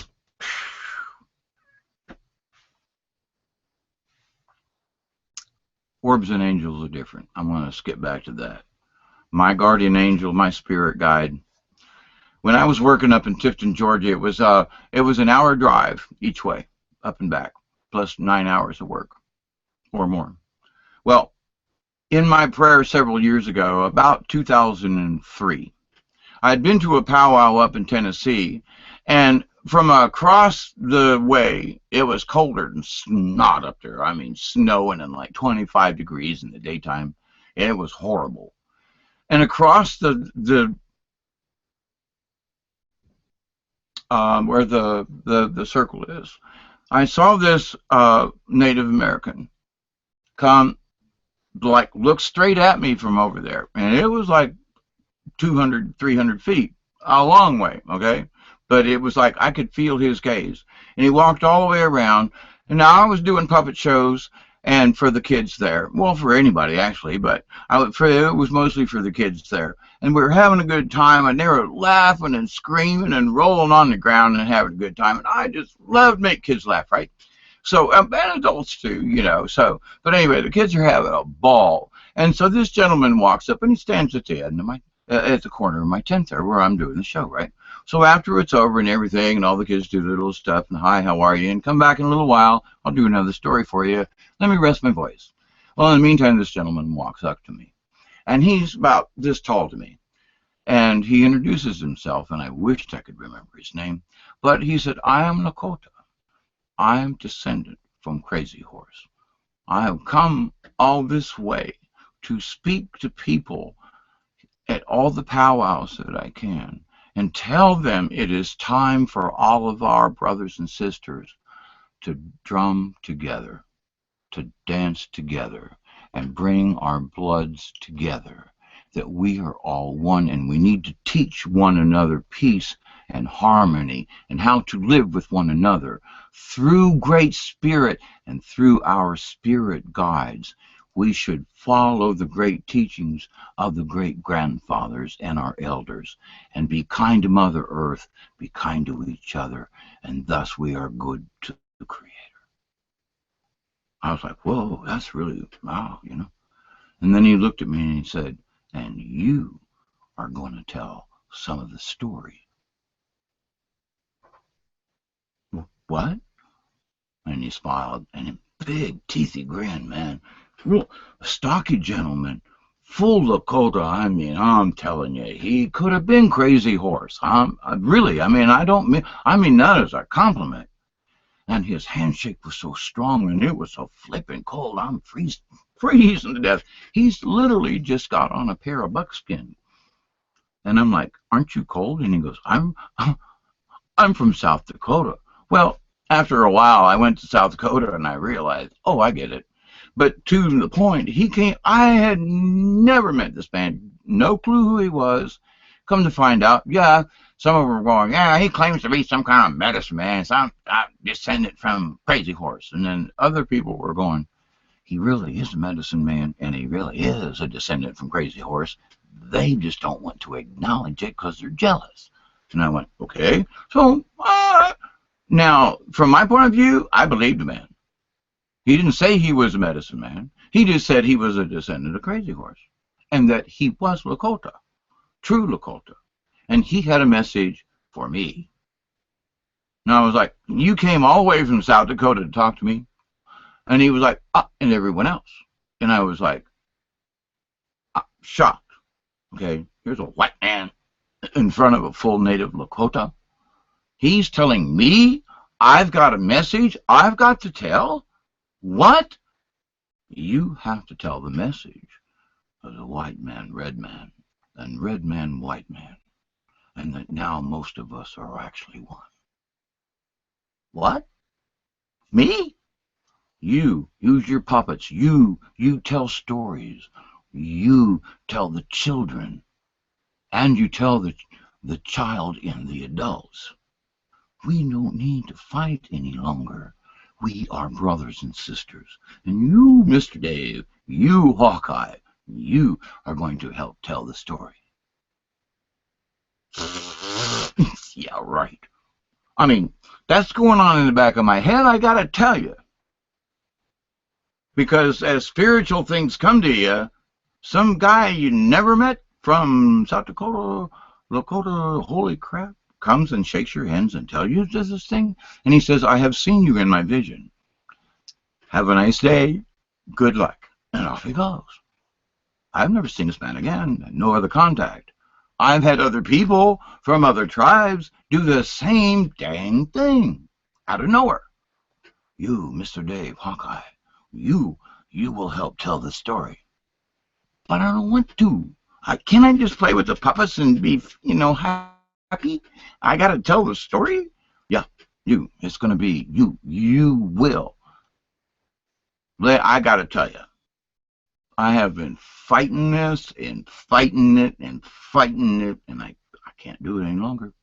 When I went to Ohio, and they spoke to me, and they let me take their picture, and I got back down here to Georgia,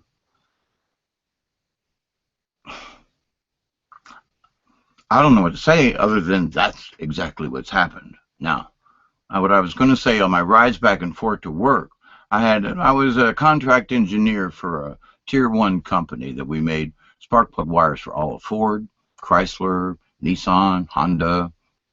I helped build the tooling. I helped do the follow-up. Good job. Went to Mexico.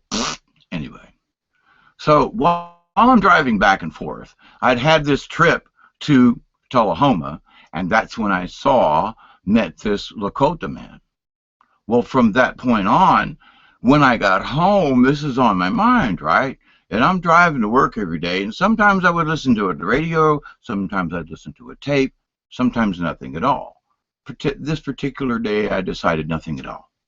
Driving along, going to work, thinking about what happened with that Lakota Indian chap. oh my goodness, what a wow. And I know it's got to be real, right? Driving down the road, and I hear this David, well, David, and I look over, and oh my goodness, I about drove off the road. In the seat next to me, in my 1998 Mazda pickup truck, sits this beautiful, in white buckskin woman. A beautiful, oh my goodness, beautiful woman. Native American, obviously, with a feather, a headband, but not as a traditional, oh, little, nah. She had a feather, but she was wearing it correctly, along with the headband that she had. And I looked over on the seat thinking, no, I'm just going to go to work. I should have listened to the radio instead, you know. David, oh, shit. What? I am White Dove of the Cherokee Nation, and I am here to speak with you.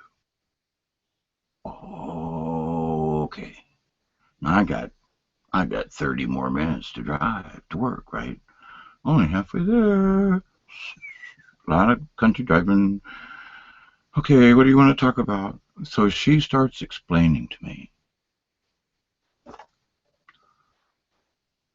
all stuff, Native American, just, and your feelings. How do you feel about Mother Earth? Do you really believe that Mother Earth is alive? And what do you know, and it's like, do you know that this is true? Do you know that this is true? And I mean, like, she already knew what the questions were. So she would say, I know you have questions about whether or not how real Mother Earth is. She is very real. Now explain to you how real. She breathes. She feels us. She hears us. She speaks to the Great Spirit. And she speaks to all of the other worlds and all of the other universes.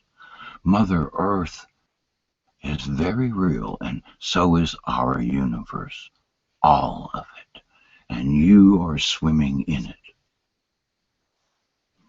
Okay. I agree. Thank you. What am I supposed to do? And why am I supposed to believe you're really sitting there? And I'm sitting here talking to myself, and oh my God, thank goodness nobody's looking at me driving. She continues on, just explaining. The Lakota was true. He came to you. You are part of his vision, as I am part of a vision. And I'm like, what? You've had a vision of me before, but you do not recall. That's one reason why I'm here, to remind you. Oh no, you're going to remind me of what? Okay. Now, this has only taken about 5 minutes, and I'm still kind of creeped out. All right. Yeah, I was saved by a spirit. It woke us up for a fire, but I'm driving to work. This is different, I thought. An emergency is an emergency. It just depends on how you look at it. So the emergency in this case was the fact that she, or whatever the plan is for me, and apparently it's been going on for a while because she keeps visiting me. I found out later on that White Dove was Mother Mary. But because over the years I had left the church and said to the Catholic Church, never again, I didn't say, go away Mary, and I didn't say, go away Jesus or God. No, I just said to the church and all within it. Bye-bye. And I never lost my faith in anything that was to God or Jesus or to Mary or to those saints that I believed. Did I pray and worship them? And I found that a difference in the King James Version Bible, by the way. King James was a fruitcake. And anybody who believes his Bible needs to go back and read about King James. Say, I'll burn it. He changed the word adore to the word worship. Now, why is that a difference? I adore my granny, but I don't worship her. Now, King James was a fruitcake, and rightly so from all he had to go through. I'm not blaming him there. However, in the very front of the Bible, he is the prince and the king of God on earth. So the references to the almighty prince and the almighty this and the almighty that, he was actually referring to himself. Yep. Oh man, was I surprised. I don't read the King James Version because I have an older version of the Douay version, an old Catholic Bible that the Catholics said is a vile and we should not read anymore. But that was said by that apostate Pope, so he's a devil. The Pope, Francis, is not an angel. He is the opposite. He is as close to Satan as one could possibly get without being Satan. I know you don't trust me. It's okay. But beware. Beware of that man wearing that crazy hat. He is a satanic pedophile baby eater. Period. And it's true. Listen to Malachi Martin on Coast to Coast anywhere in the 90s and listen to what he says. He will tell you the truth about the Vatican, about the Catholic Church, because he was there in the Vatican when they opened up in 1964 the last secret of Fatima. And the Pope read it, and he kind of passed it around to a couple in the room, and he grabbed it back and he goes, I ain't dealing with this. And he sealed it back with wax and the holy stamp and said, forget about it. And that is when Malachi Martin asked the Pope, I want out of here. I want to still be a priest but belong to no order. But I still want to be able to say Mass but not belong to any affiliation of any order of the Catholic Church. And the Pope agreed.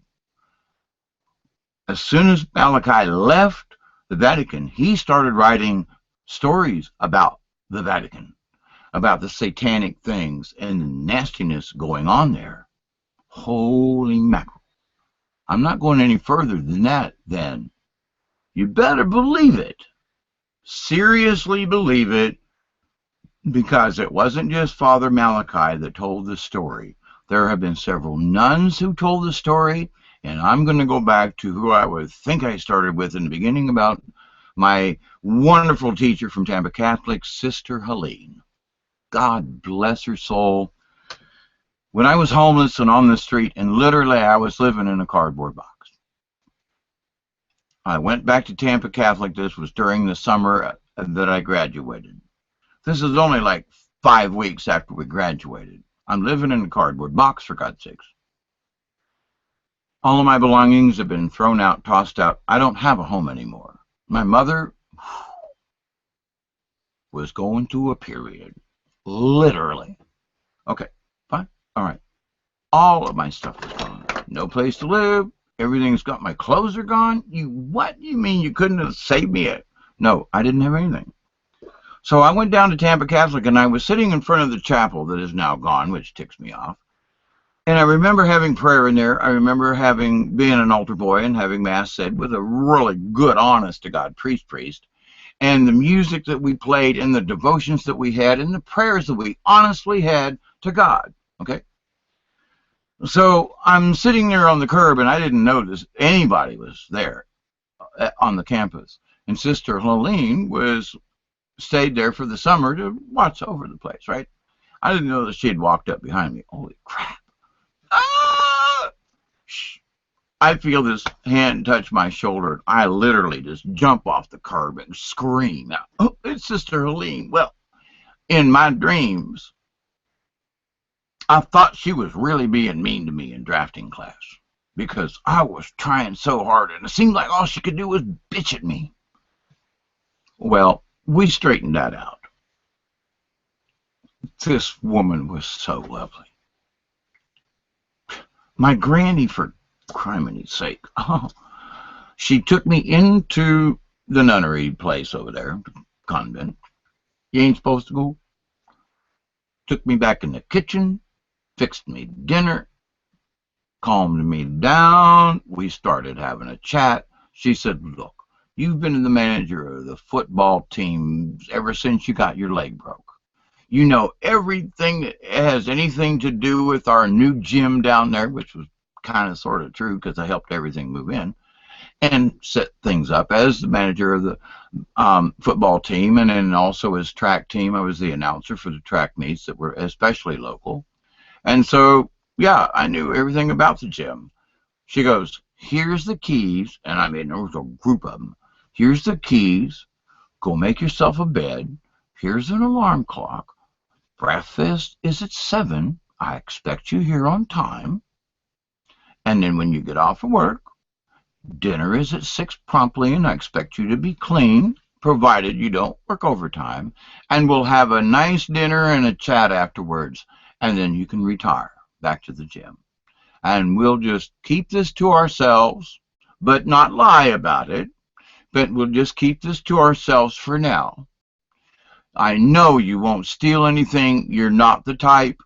I trust you. Here are the keys. You've had them all before. You could have stolen if you wanted to. Here are the keys. Go make a bed and just calm down. So I did. Well, over the course of the next few weeks, until I could find a place to stay, until it was basically save up enough money for rent, right? Sister Helene and I would sit and chat. What an absolute doll she was. She had one of the wittiest sense of humor. She loved a good pun from across the ocean, I'm talking about. Wonderful woman, okay? And I miss her humor, but I can still hear her. Now, to the part of that, recently, with all of this, when we would sit and chat, I was asking her about paranormal things because of some of the incidents that I'd been having. And I don't know if I ever told her about my chats with Mother Mary, because but it would have been okay, though, for me to have speak to her about it. But I can't remember. I'm not sure. I might just, but I got a feeling that I did. And the reason is because of what happened here recently. So, I digress. So, we're chatting, we're having conversation. I'm going, sister, I feel like, with my prayers to Mother Mary, I must have told her, that I think I feel like maybe I should become a priest. And she goes, no, don't you dare. What? You're a Dominican nun, and don't you dare become a priest. Don't you dare. What? I mean, she got like, whoa. And I'm like, Sister Helene, what's up? She goes, promise me you'll study Buddhism first. You're kidding, right? No, I'm not. So I go, okay, well, why do you feel that way? And she goes, well, there are things going on in the Catholic Church that my vow won't allow me to speak of. But if you ask me a question, my vow also tells me I cannot lie. Now, this was in 1970. Malachi Martin said some of the same things in the 1990s. Okay? You can ask him a question, and he must answer truthfully. But he can't offer that same information on his own.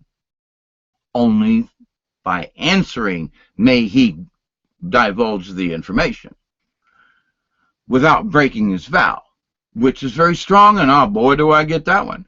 However, if there was a sneaky way around it, boy, she would show you. She'd like leave hints for me to ask why. Well, what's that flying saucer doing over there? Did you ever see a flying saucer, sister? Well, so I'm making that part up. But to the point, I was asking her questions specifically about the church, the Catholic Church. Kind of like, why do priests act the way they do? She knew what I was talking about. She goes, that's why you're not going to become a priest.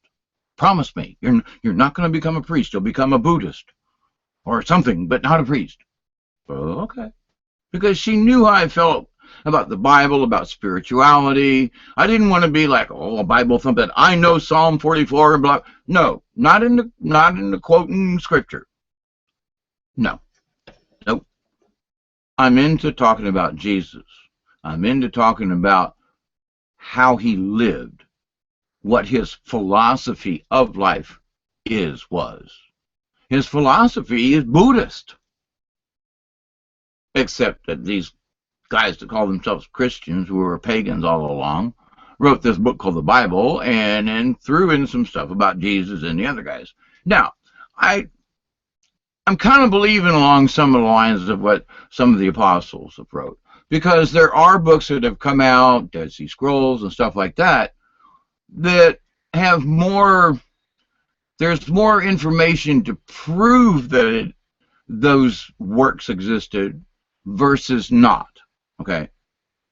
I mean, yeah. Oh, but y'all forgot the book of Enoch in there. Oh, and you also forgot the book of this one. Oh, and you forgot. Oh, maybe you just left out. Well, when the King James Version, he left out 2 Psalms entirely and kind of rewrote the other ones a little bit to include the 2 he left out. Wait, but he's not God, because it says in Revelations, any man who changes the word of God shall be written out of the book of the tree of life. So what gave him the power to do that? He made himself God on earth. Thus he could change it and not go to hell. Smart guy in his craziness. But people need to understand that King James was a fruitcake. Read about him, then go back and read your Bible with a different point of view. And I'm just saying, I'm not saying that the Douay-Rheims version is the best. However, that version of the Bible has, in the middle of the Bible, is a section where they list the changes that they made. What? They actually list in the Bible that I have in my possession the changes they made, what the word or words or phrase was, and what it's changed to, what page, what verse, what everything, all condensed in this section in the middle of this Bible. So if you had a question as to, well, this ain't the version I read the last time, this Bible has the changes that were made in it. So you can reference yourself. Whoa! And as I've checked with some of the online Bibles, with this version, it's pretty dang accurate. All right? Now, it's the one that King James took from. Why am I into the Bible thing? Because it has to do with angels. Okay. And about the angels that John in Revelations, it's different in the other Bible. The apostolate. I'm trying to think. Anyway, so how King James rearranged Revelations doesn't read the same in this one. And who the whore of Babylon and the Douay version is like, to me, it's pretty clear.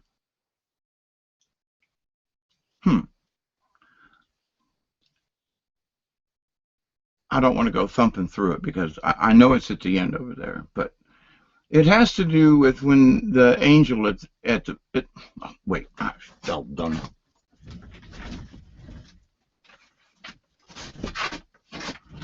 It's sitting right here. I can't stand it. I'm going to look up this. It has to do with the angels, and it has to do with how the angels are, how we look upon angels or how they look upon us. And actually, in a good way, it sums up, to me anyway, of what Jesus was saying basically about life and who we are, each of us, etc., together, and you know. But now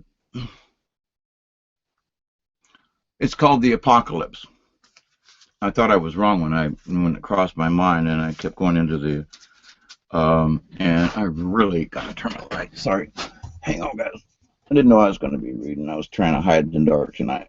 But the good Lord says I've got to do a dash of reading. Okay. Um, Wrong glasses.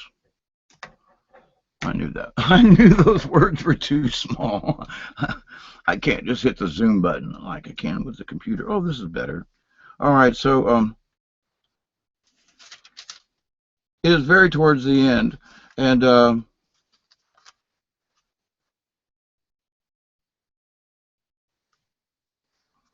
hang on. I'm doing a little bit of scan.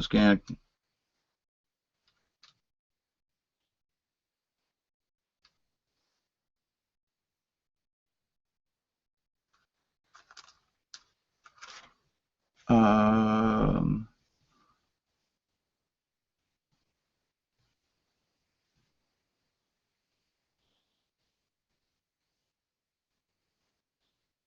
Here we go. Okay, this is, yep, it's the last chapter of the Apocalypse, and I'm looking in the Douay Reams version, not the KJV, so I don't know if it's the same. Okay, now, but chapter 2, and this is John, and I'm just going to start with the beginning of chapter 2 because it just seems appropriate. Now, he's speaking about this angel and what's being showed to him. And so the water and the tree of life and the conclusion. And this is John speaking. And he showed me a river of water of life, clear as crystal, proceeding from the throne of God and of the Lamb. In the midst of the street thereof, and on both sides of the river, was the tree of life, bearing 12 fruits, yielding its fruit every month. And the leaves of the tree were for the healings of the nations. And there shall be no curse any more, but the throne of God, and the Lamb shall be in it, and his servants shall serve him.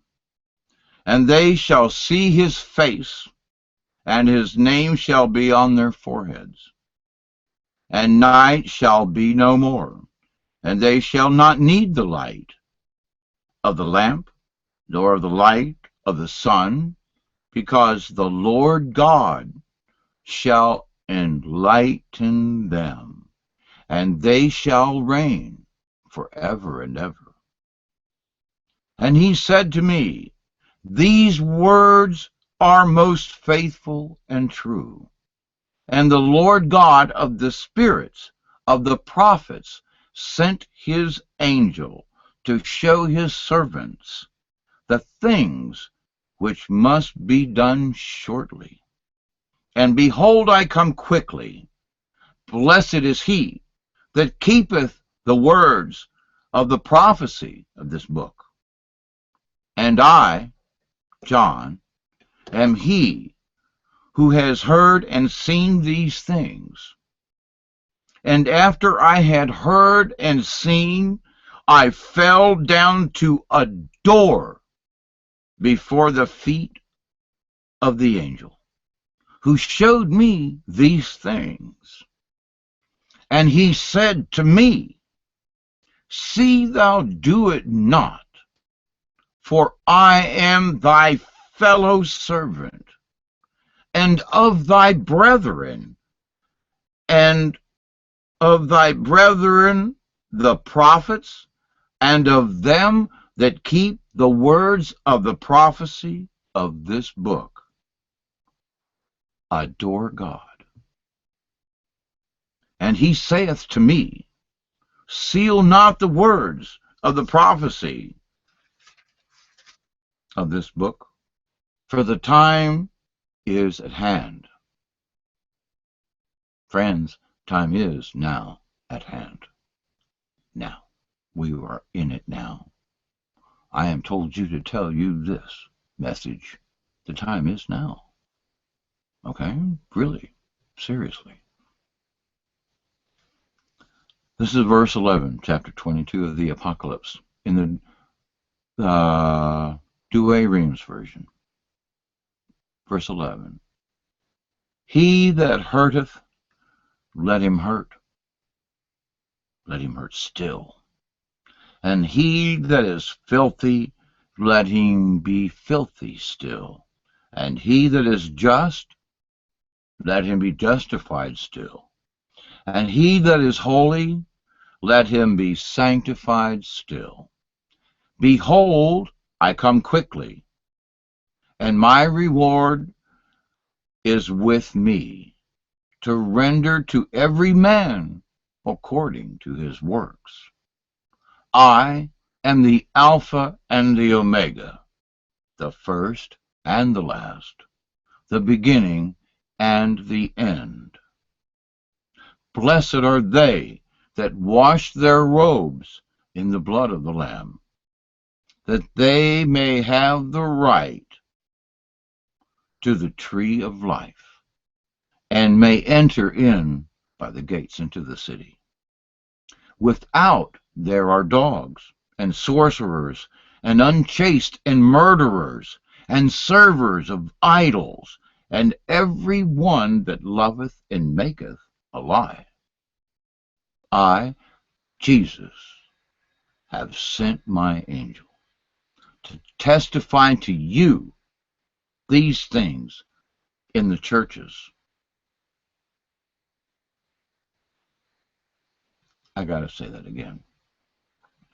I, Jesus, have sent my angel to testify to you these things in the churches. I am the root and stock of David. Yeah, my name's David, too. Well, that's a weird coincidence. The bright and morning star. And the Spirit and the bride say, Come. And he that heareth, let him hear. Come. And he that thirsteth, let him come. And he that will, let him take the water of life freely. For I testify to every one that heareth the words of the prophecy of this book, if any man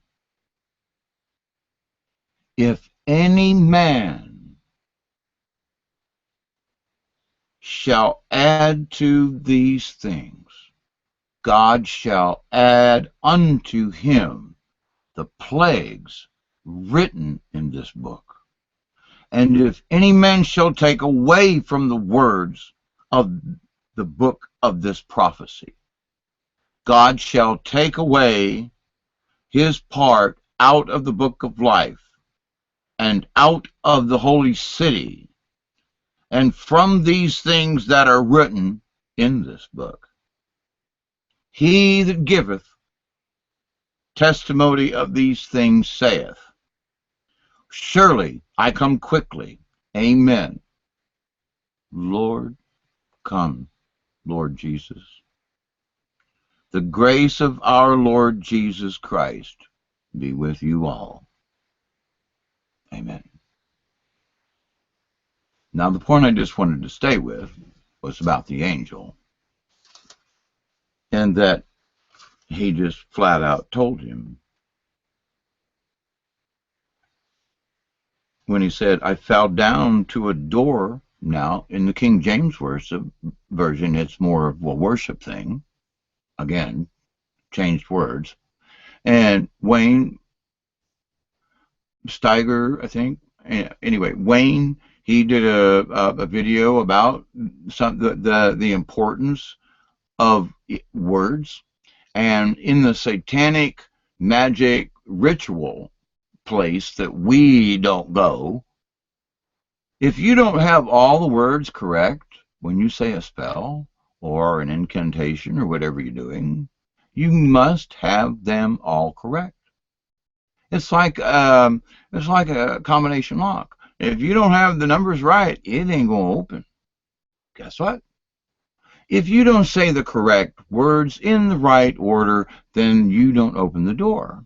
Well, by changing the words in this book, whoever changed them, like King James, has changed how the combination lock works to get y'all into heaven. I'm just saying. For he who ever changes the words of this book shall suffer the plagues that are in this book, which are many, and I would hate it. So, where does angels fit into this? Angels came down and spoke to John. Okay? Now, I'm having visits from the angel of Sister Helene. I have had a visit with her and Mother Mary together. Now, I haven't said this to anybody else. I have mentioned I've had a vision a little bit to a couple of people, but I didn't tell them this third part. And the third part is that the sister who was the holder of the last secret of Fatima was with Sister Helene and Mother Mary. It was the three of them at one time appeared to me. I know. I don't want to believe it neither. I know. I'm Hawkeye Two Feathers. I have just simply asked, Creator, show me what you want me to do. Show me the way. I will do my dead level best, whatever it is.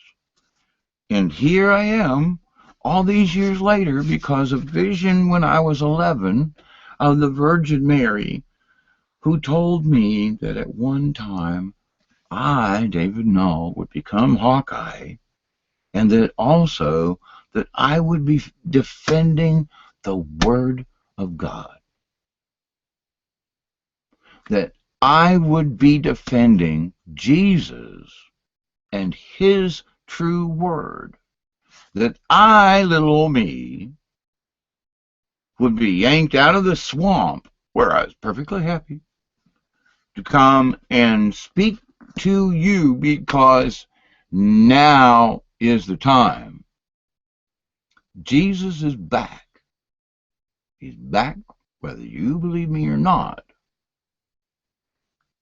It's time. The angel said, see, behold, how quickly I come. If I had, now I'm trying to defend myself here, and they're arguing, of course, but I'm trying to defend myself here in that I feel like if I had spoken out 2 years ago, nobody would listen, because, oh, the world is coming to an end. And I've watched what's happened the last 2 years, and people have gotten tired of that crap. Me too. But after what I have been seeing and what I have been shown, and, oh, look, take a picture over there. Now, what do the spirits in Ohio and the orbs that I see and my guardian angel have anything to do with Jesus or Yeshua or the name we should call him? The dude.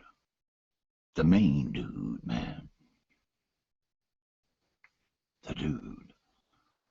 And I mean that with respect, and he knows it, because he's the dude.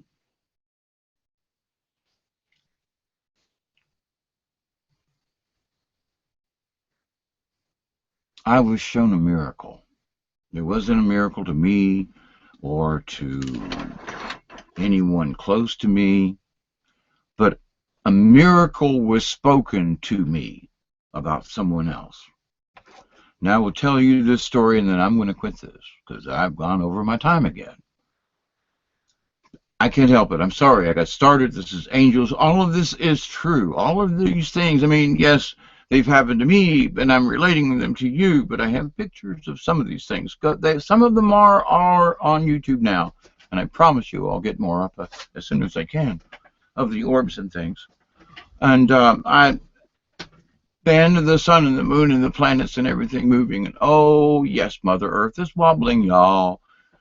Please just look at the sky. And the Bible says, we've looked into the skies for my coming. Well, the earth's rolling around like a hot potato, really hot potato, because we're being nuked by our sun because our sun has changed. It's not burning helium anymore. It's burning it's not burning hydrogen anymore. It's burning helium. Got it backwards. But the story of the miracle, and I will not bother you any longer with this story and this topic, except if you've got just a little bit of doubt left, then I ask you, look inside yourself. Whether you believe, forget religion. Seriously, I don't care. Forget any religion. You can still have your religion. That's not my point. But let's just leave religion out of this little topic part right here. If you as a human being feel these things in your heart, and you as a human being, as a person of this universe, if you're going to start doing something and you just get this feeling inside, maybe I shouldn't do that. Is that your conscience? Is that you thinking? Or maybe you might hear something in an ear? Go! Don't be a stupid! Huh? Be honest with yourself. You think about it. I'm not trying to push myself on you at all. What I would like for you to do is to stop and think. If you've had some of that feeling, if you've had like a, oh man, that was close. Maybe you've got a guardian angel. Maybe what you need to do is start believing more that it's there and not less. Well, that can't be happening. Well, that's true. It can't be happening because that's what we've been taught. The sin in this world is the fact that we should have been told we had angels. We should have been told our lives that we're surrounded by angels and good beings. And if we, in this human form, are good and helpful and kind in this, then all these other beings, it will just multiply into really good stuff. And we'll quit fighting. How nice would it be to not have to worry about whether or not somebody was going to kill you, hurt you, beat you, try to make money off of you somehow? Really, right? We all have to live in this world. I got to pay my taxes. Hey, how am I going to pay? On the Social Security, they cut my. It's life. I have my faith. I got to stop worrying about that kind of stuff because that's really useless. I do the best I can. It comes if I really need it. If I don't really need it, what the heck, right? Now, I have been very blessed. I have been very, very blessed.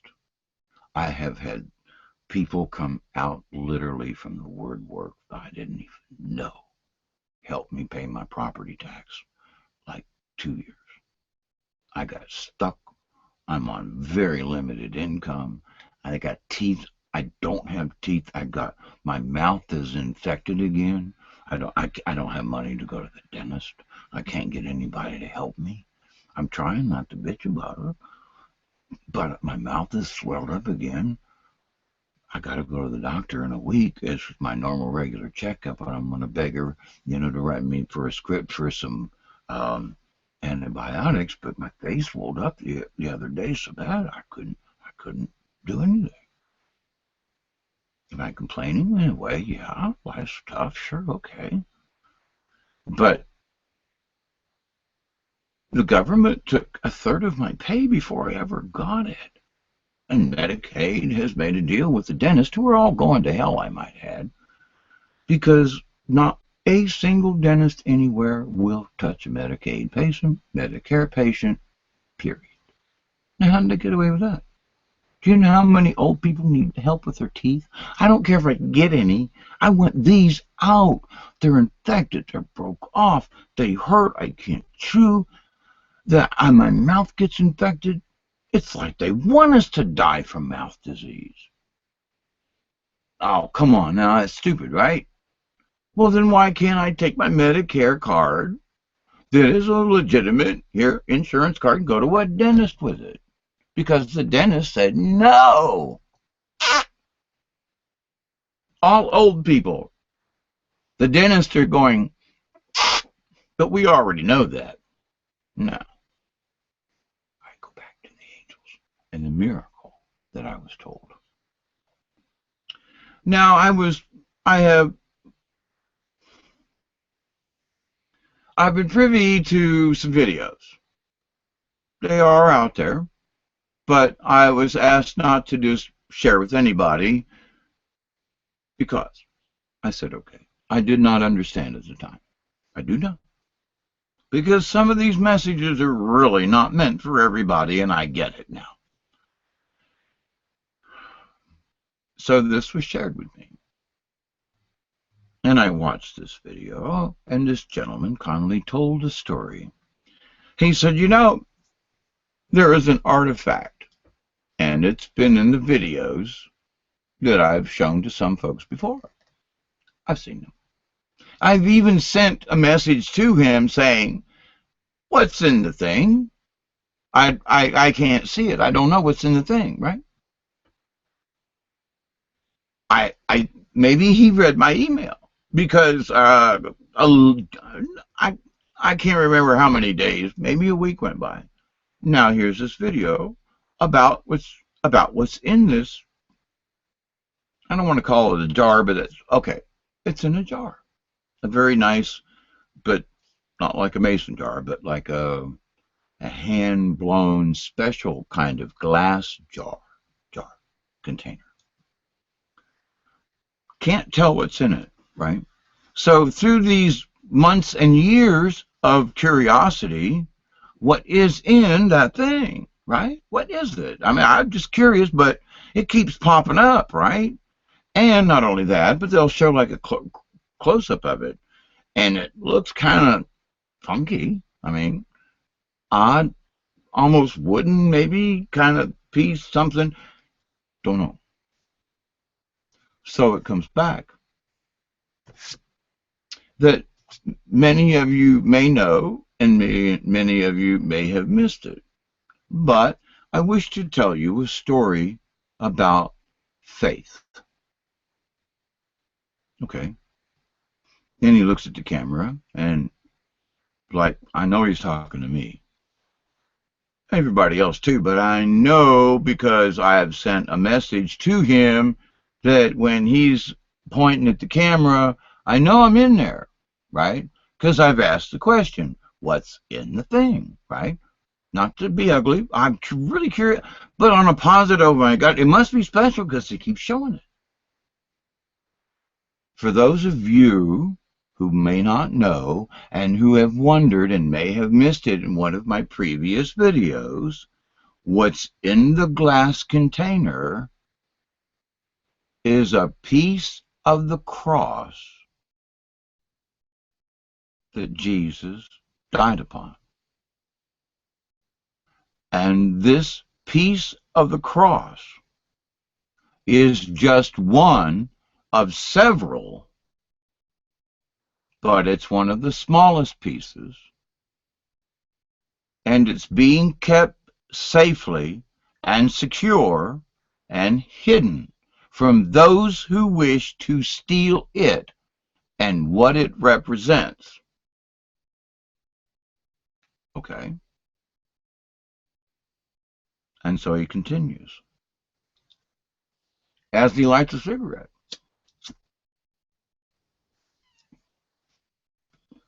Now, many of you have wondered what the white stuff is that you see on the side of the glass of this container, where this piece of the cross that Jesus died upon and that his blood was spilt on and became a part of this cross, and thus the piece as a relic to be kept by the Knights Templar. and as his part, as in a guardian, and as part of that group, to keep those things that are truly sacred, that really were from God and from Christ. The real dude, not the makeup Bible crap. Because he's explained to me and many others that the Bible has been modified. But the Jesus, however we wish to call him, Christus would be a better name. Explanation hopefully later on. But that he was chosen before he was born, and he knew it. And he was born with our third strand of DNA that some wackos took out of us a long, long time ago. We were supposed to have 3 strands of DNA. All the other primates and everything have 48. We only got 46. Somebody chopped a couple of them off and shut off a few. We were supposed to live longer. We were supposed to be healthier. We were supposed to be a lot of things. Except we got messed with by whomever. And there's a lot of argument about whomever. But the bottom line is that it's true. It doesn't really matter who at this point to me. It's the fact that it was. That's what's important to me. We did get messed with. Jesus was born with all 3 strands of DNA. When he was born, he also was born with the memories of his before time. Whoa. So he knew who he was and why he was here when he was a kid. That's why when he went into the temple, he could say all the things that he did to the Pharisees and amaze them. Well, he had to disappear because they were going to kill him. And that's when he went and had a walk with Buddha. Or so some stories say. Now, Sister Helene, she knew a lot about old stuff, secrets in the Catholic Church. Because she said that's what the problem with the Catholic Church was. The longer you were in the Catholic Church, the more secrets were divulged to you. And I'm like, well, like what? Well, ask me a question. Well, what about, is Jesus real? Okay, yeah. I mean, but then I start getting into but there are darker things. What? The Catholic Church is hiding darker things? Yeah.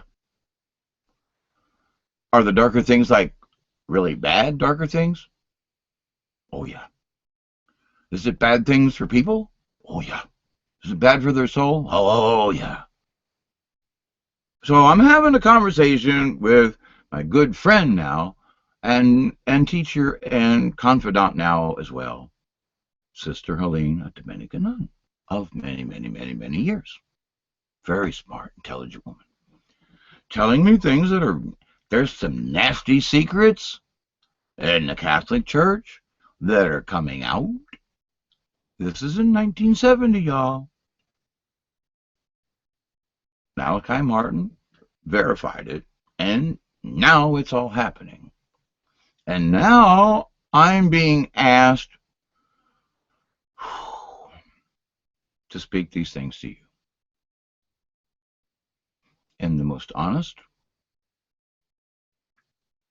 the best way I can, from the heart. Because otherwise I wouldn't have come out of the swamp. I got no business out here talking to folks about this mess. In a way, I gave up. I said, to heck with y'all. Y'all gonna murder each other. Y'all gonna kill the planet. When y'all done killing one another, I'm gonna crawl back out of the swamp, take a look around, and see who's left. That's what my intention was. And I was told flat out, heck no. You're gonna get your butt back over there. And I might live on the edge of the swamp, but I got to do this. And I have to do it because I've been shown, here's a feather, here's a this, here's pictures of orbs that are all of one family and who are all together, and that we are all together, and the war is really definitely going on in space with spacecraft and angels and archangels and other beings of other dimensions on all fronts. All the angels are working out. And it's to save us dumbass humans. Why? Because Creator gave this planet a free will. We've been talked about that all our life. Well, you've been given a free will to choose right and wrong. Now, back to what was in the jar. Do you have faith? The finger pointed at me. Do you have faith, and do you really believe? Well, let me tell you a story, says he. There is a woman in her late 80s. And of a woman of her age, of course, her health is failing. But this woman has faith, a tremendous amount of faith. And someone took a picture of the glass container with the piece of the cross from the crucifix from Jesus, with his blood, his sweat, his tears, his essence, into this wood. And they took a picture of this and went to the hospital to this woman in her 80s and failing, or so it seemed. I'll finish. She was given the picture and told the story of what was in the jar, and that the jar represented that piece, a true piece of the crucifix. Now, this woman wasn't told anything else about it, except that it was a piece of the crucifix. Period. That's all. She wasn't told that it had any kind of specialness to it, other than that it was what it is. The woman prayed on that picture. She said, Jesus, I believe that is your crucifix. I believe with all my heart and soul that is a piece of your crucifix. I believe in all my heart and soul that you were on that crucifix and that you died for our sins. And I believe you and I have faith. And within just a couple of days, the woman got better. And within less than a week, she was out of the hospital and back home, doing all her little mamby-pamby chores around her place. When several days earlier, the doctors were like, I don't know. I don't think we, she's so old and our treatments, and she's got this wrong and that wrong. And now she walks out of the hospital on her own. She's at home, almost 90, on her own, taking care of herself and doing all the things she needs to do on her own. When she was just in the hospital dying.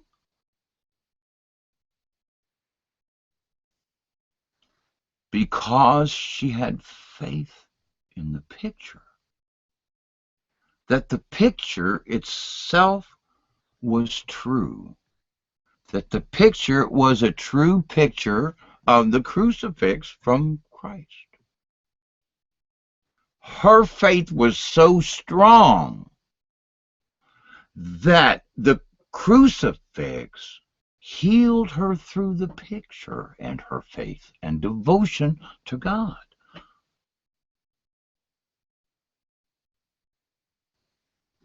I didn't believe it either.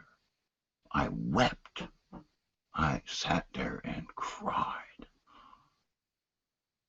How many of us have any faith of anything? Here's an 80, almost 90-year-old woman.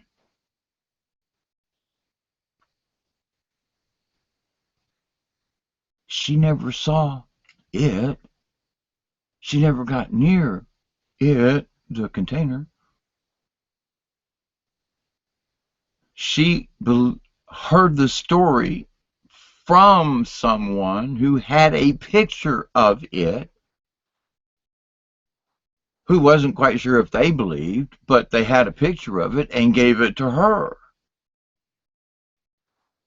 The old woman had more faith in what the picture represented than the person who gave her the picture. Whoa, dude. Faith. Faith. No. What was on the side of the glass? I wondered that too. So, we're told. That you saw on the side of the glass container that you'd see was like scrape off? It grows on the outside of this jar on its own because it is a piece of the cross, the crucifix that held Jesus. This white crystal stuff grows on its own on the outside of this glass container. You scrape it off. And as angels told them, those crystals, we heal anyone of anything, whether you believe or not, because it is what it is. It is the essence and the energy.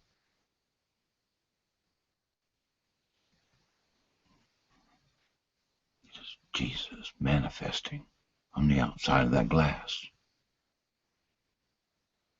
You don't have to believe the story. I wept more because I've seen over the years and the things that were shown to me, not just by this gentleman, but from my own life and from my own visions and from the visions of Mother Mary, from the visions of White Dove, who visited me often and taught me red road, white man, red man, white man. Your job, tell the difference, blah, blah, blah. Now, I go to Ohio, I come back, I got this message, I got pictures of orbs. Then I get the message, I don't know what's in the jar. I get the message back, it's a piece of the crucifix from Christ. And that a 90-year-old woman was cured because of her faith in a picture of that.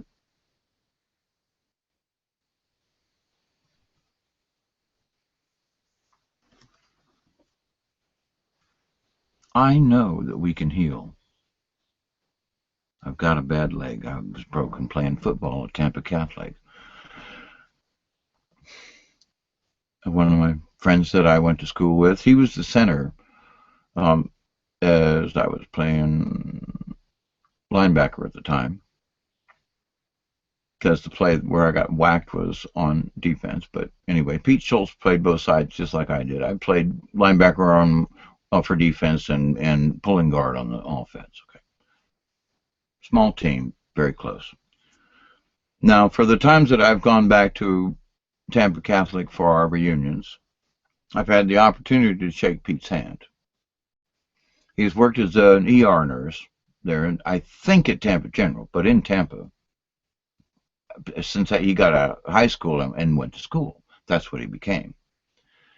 And every time, because they were it's been, well, several years now since I've been back down there, but some of them were taking bets as to whether or not I would walk in with a cane, a walker, or if I would come in a wheelchair because of how bad my leg was broken. Now, I gotta say that it was the work also of a miracle man of bone surgery. I can't remember his name right now, but he may even be still alive now, which would be just like, whoa. But anyway, he put me back together, as he did a lot of people in Tampa. God bless the man. And Pete said, David, I have never, in all of my years as working as a nurse, seen a leg accident as bad as yours was. that day, that night, we played football against Temple Heights. And I'm like, you're kidding. And he goes, no. He goes, man, I'm telling you, I wanted to puke. And he goes, I'll never forget it. That was the worst, grossest thing, ladies and gentlemen. I got hit from behind and clipped. I watched my foot go past my helmet, and it landed twisted weirdly on my back as I landed forward on the field. I won't go any further into the fact that they all thought that I would be in a walker by now, and I made up my mind that I wouldn't. I made up my mind that I was going to walk. I didn't make any kind of boo. I just said, hey, I choose for my knee to heal. I choose for all the little cells in my body to be like Bob the Builder. Before Bob the Builder was Bob the Builder, I was using Bob the Builder. Go build on my leg, fix the nasties inside, take away the bad chunks, and I don't want special powers. I just want to be able to walk. I didn't say run, trot, or ride a bike, which all of those are difficult, but I stand and I walk. That's what I asked for. I didn't want to push my luck, you know. So I do this. So I go for my 40th reunion, and they're all like, you're still standing. You're walking. You don't even have a limp. How did you do that? Well, one leg is shorter than the other. That's true. I've got scoliosis because of it. But I have adjusted, and I have made up my mind. I don't go around, I'm hitting my leg, gamma, gamma, gamma. No. I just put forth, I spoke the words. I asked for help and guidance to heal it, not for a miracle, but help me heal my knee. I just want to be able to walk decently. I know it's creamed and bad and all, but just allow me to walk. I can't hike very far, back and forth to the river and back. It's okay. It gets stiff and it hurts, but I can walk. I attribute that to my healing inside. All right? And I've had several, we're going to have a whole nother video on headbang. I've been hit in the head so many times, I really should not be able to speak.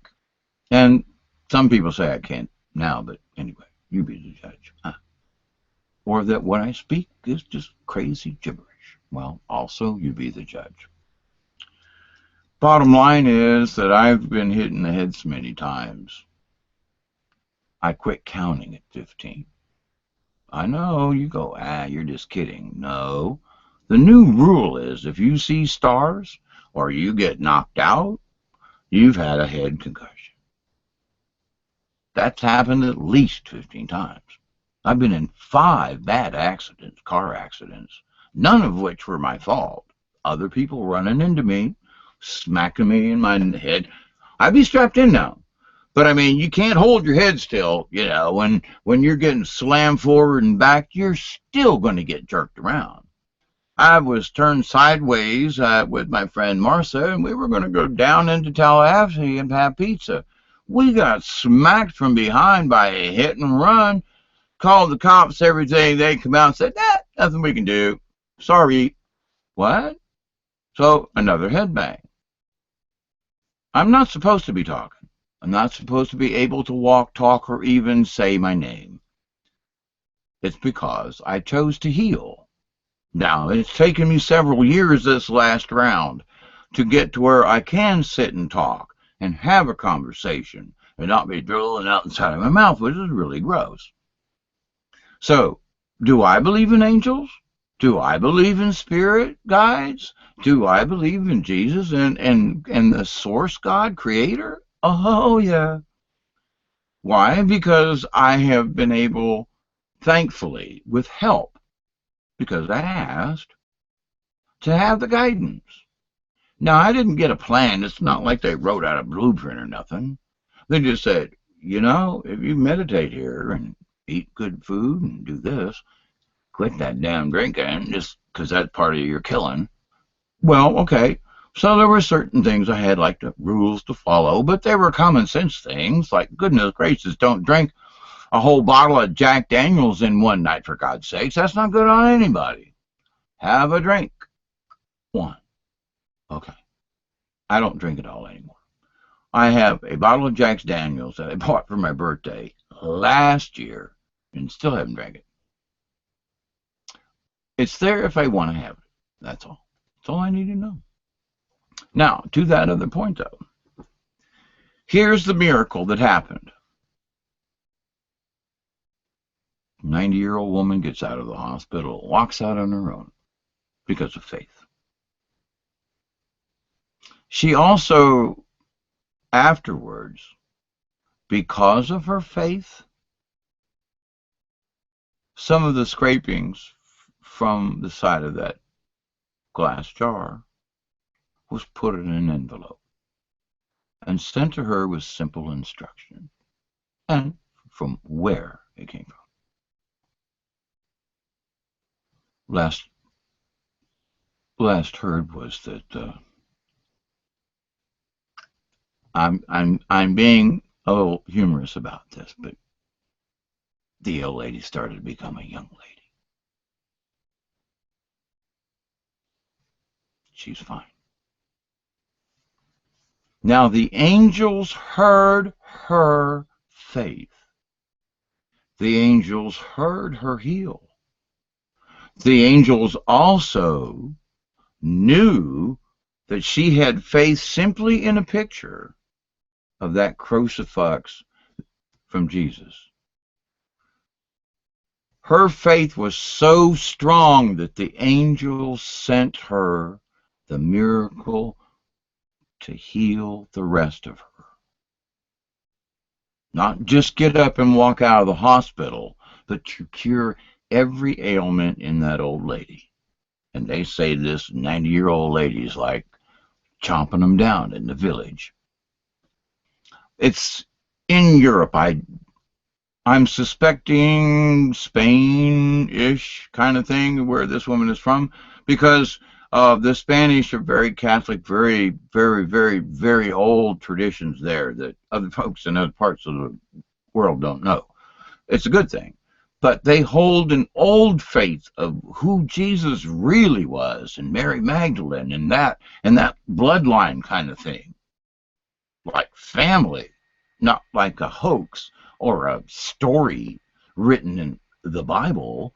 No, these are family members in present day. Oh, that makes a difference. Hitler was looking for the Holy Grail. Some people say the Holy Grail was the bloodline of Jesus. A lot of speculation. Mary Magdalene wasn't a whore. No, she was in the picture of the Last Supper with Jesus because they were mates. They were partners. I don't want to talk about that. Catholic Church sure didn't want to talk about that. However, do the angels lie? Is it true? This 90-year-old woman is cured. The miracle wasn't to me. It was told to me, but I know of all of the incidents, and to see she was cured by her faith alone. I had to look in the mirror, and I looked at the person. Do I have that kind of belief in anything? Well, yeah, the answer, yes, for me, yes, it is. Because I don't jump up out of the hospital like the old lady did, and I mean that with respect. But I have, in some ways, cured parts of my knee. I have cured parts of my brain so that I can speak again. Is it possible for us to believe in angels? Is it possible to believe that we have a guardian angel that will help us if we ask with kindness and respect and love, not out of selfishness and hate? Is it so hard for us to believe in this day and age of quantum entanglement? in a dark energy that's supposed to be clear energy, that this is impossible? Wait, whoa, hang on, whoa, back up a little bit.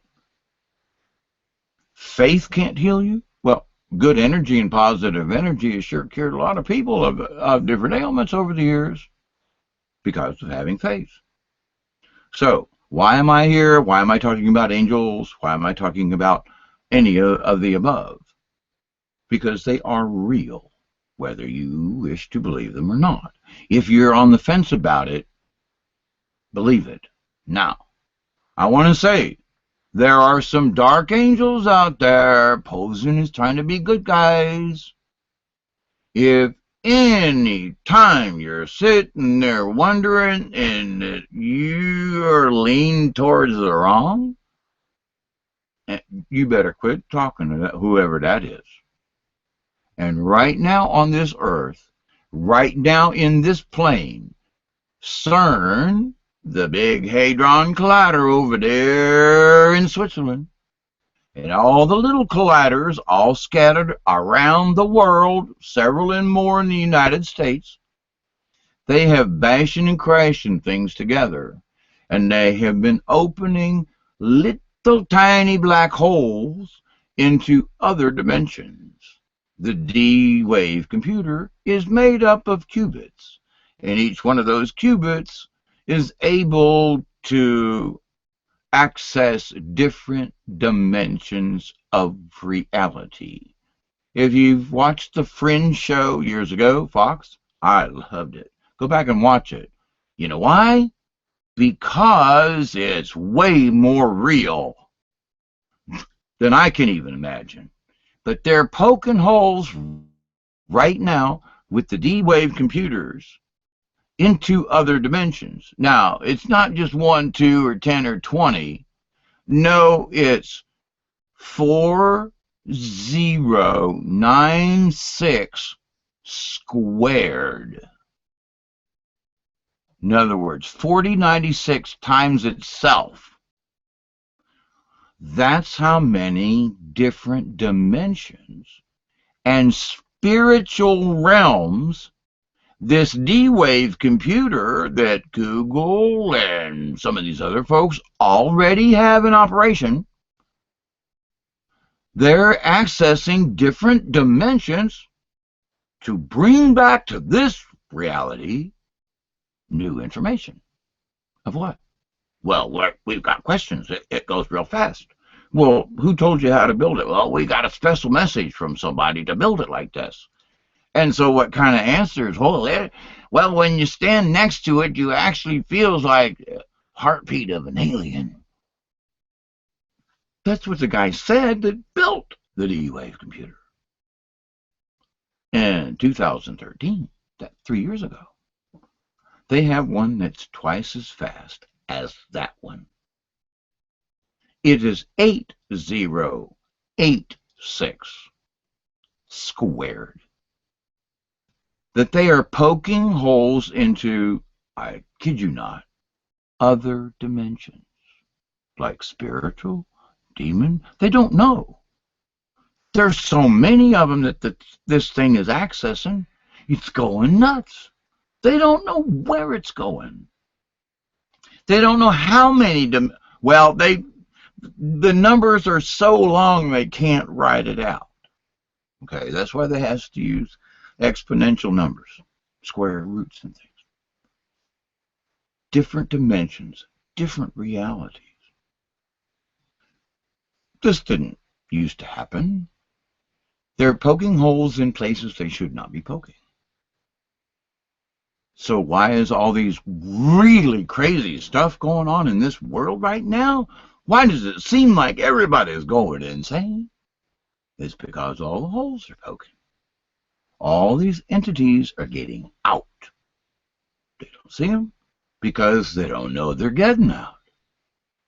All they know is they got this really long string of numbers of how many dimensions they're poking. They don't know what they are, but they just know they're there. Oh, this is real bright. How many people are in charge of this thing? Too many. Do they know what they're doing? No.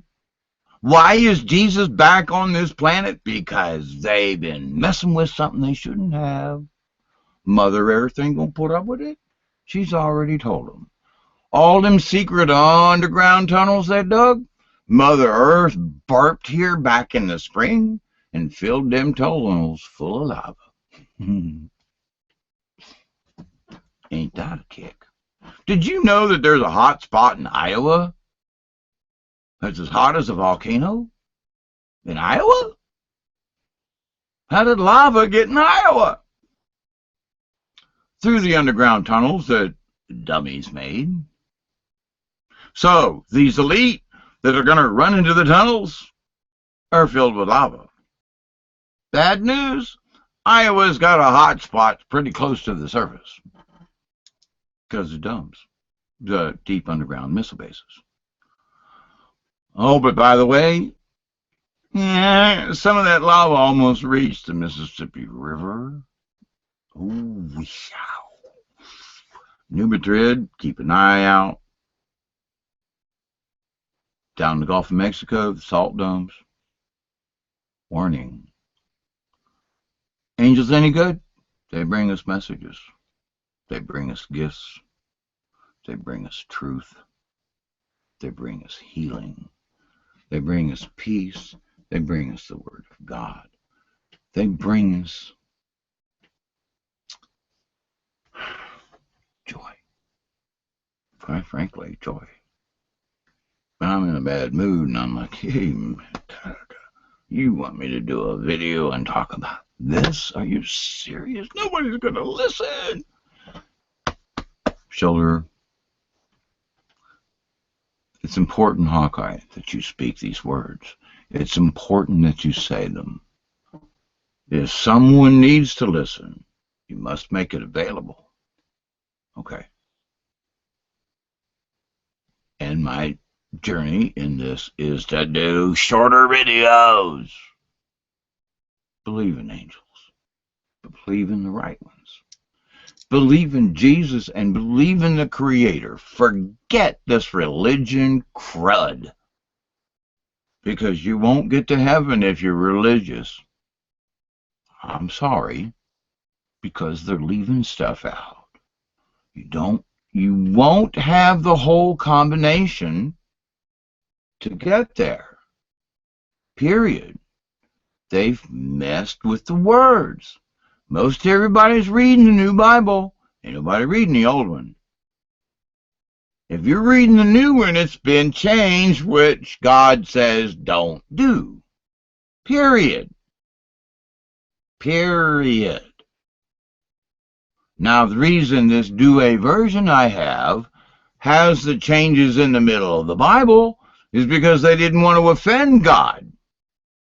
So the man said, hey, we made these changes, but we just kind of thought it'd be easier to read, and most of the time they're right.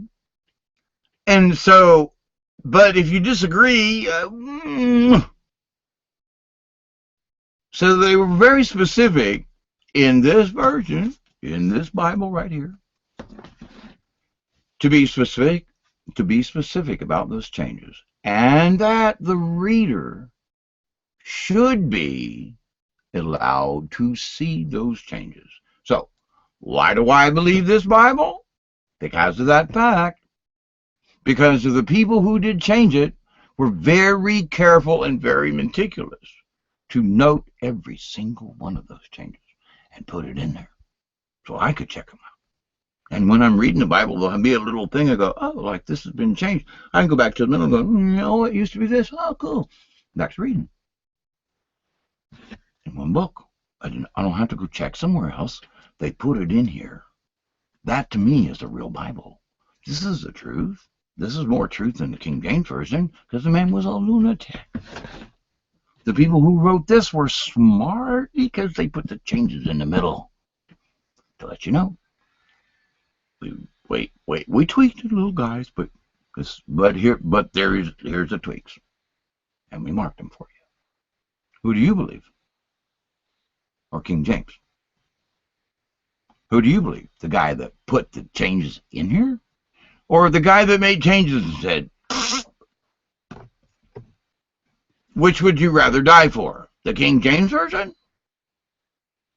It was rewritten by a lunatic, or an older version that was altered for ease of reading and said so and recorded by the people who made the changes so everybody else would know. I trust this one. King James, please, you people. Oh, I pray. Right this minute. To anyone who hears these words, to anyone who has a King James Version Bible, I pray, Lord Jesus, please bring them to Wayne, Steiger, or myself. Allow them to read, hear words.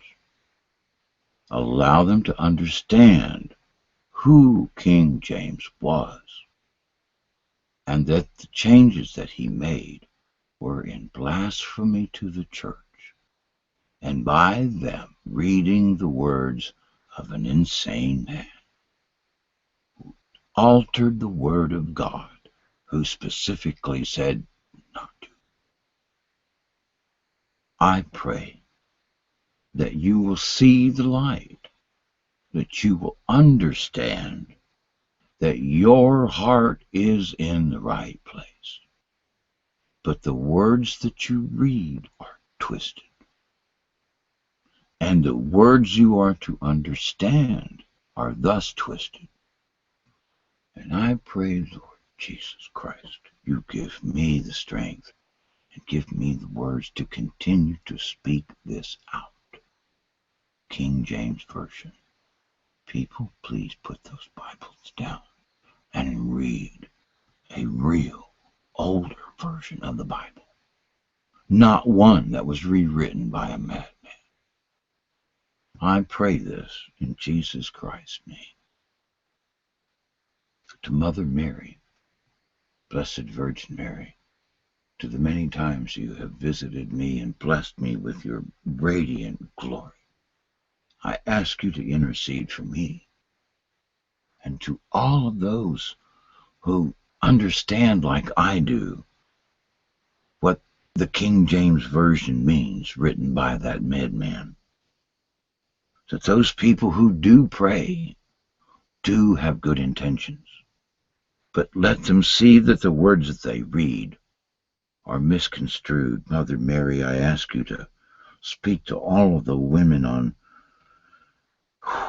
my behalf, on your behalf, on all of us' behalf, that they receive the true word of Jesus, not one that's been convoluted and twisted. I pray, Lord Jesus, that I may speak these words again, that I may make a video that will be concise, to the point, that I may speak with others, that they may seek and find the truth. The King James Version of the Bible was written by a madman. I pray, please put it down. Check out who King James was. And then get another Bible. Get an older Bible. Not a newer one. Get an older one. Check out the Douay-Rheims version. Check out the Rheims version, which was before this one. Slightly, but still before. 1500. The one the King James picked on. Lord Jesus, Creator, Mother Mary, to all my elders, to all the ancestors, to all the saints, to Michael the Archangels, to my spirit guide, God bless, and to all the angels that are helping out on this earth. I pray, I ask you, please, those guardian angels, protecting those who are reading the KJV Bible, please whisper in their ear to check out other information, to check out our lists, to check out Wayne Steiger, to check out others, to check out. Let them have the dream, O Lord, how crazy King James was. Let them understand, O Lord, that those who push the King James Version may be just as crazy as he is. Now, I leave Pastor Paul out of this, but he's been whitewashed too. And that's what I mean. Jesus, I ask you, I beg you, allow the light to come on in these people to see that their Bible is wrong. Not because of them, it's because of a madman named King James.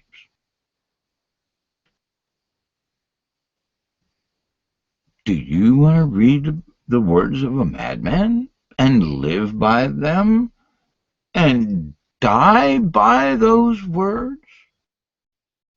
Or do you want to live by the word of Jesus, as it was, at least as far as we know, was not changed by a madman? Because it was recorded and recorded and recorded and recorded and put in here on purpose. Now, there were madmen back then, but there are a lot of other people too who were literally dying to keep this holy. The Douay Rheims. That's one of the reasons why King James was so against it, because they were protecting it, and he was. I love you all. If I had $1 million to give each of you, I would, but that wouldn't save your soul, and it wouldn't do you any good if you still have negative attitudes towards other people, and if you still want to bomb and kill and maim and take over. If you want to be the CEO of a company and fire a bunch of people, if you want to make $2 million and tell everybody else to go to hell, well, but if you're looking, seeking a very simple, honest way of what's going on, how to speak with Creator, how to talk to your angel. First, you must believe. Second, you must have faith. Well, if you believe in not having faith, no. Because I can say, I believe I believe in UFOs, yeah, it's okay. But do I have faith that I'm going to see one someday? See, that's different, right? No. I believe in Jesus, and I also have faith in Jesus. I have faith in the word that he put in here. Now, he didn't put it in here, and I'm hoping that it's pretty true, because it rings true in here.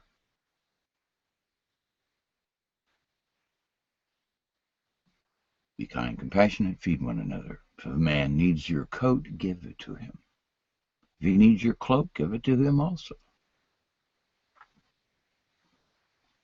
For kind, if you're always looking out for the other guy and the other guy's always looking out for you, there ain't going to never be any trouble, because we're all looking out for one another. And if we're all looking out for one another, it's going to be great. Can it happen? Yeah. Is it going to happen? Yeah. Whether you like it or not. And I don't mean to be ugly, because Mother Earth is going to burp. Just like Mother Mary said 100 years ago at Fatima. You know, say a prayer to Mother Mary every day. Hail Mary, full of grace, the Lord is with thee. Blessed art thou amongst women, and blessed is the fruit of thy womb, Jesus. Holy Mary, Mother of God, pray for us sinners now and at the hour of our death. Amen. Ask Mary to come into your heart. She's mother. She's the mother of us. She's the mother of God and of Jesus. And of this one particular that even says she's like the mother of the angels. Why? Well, Okay.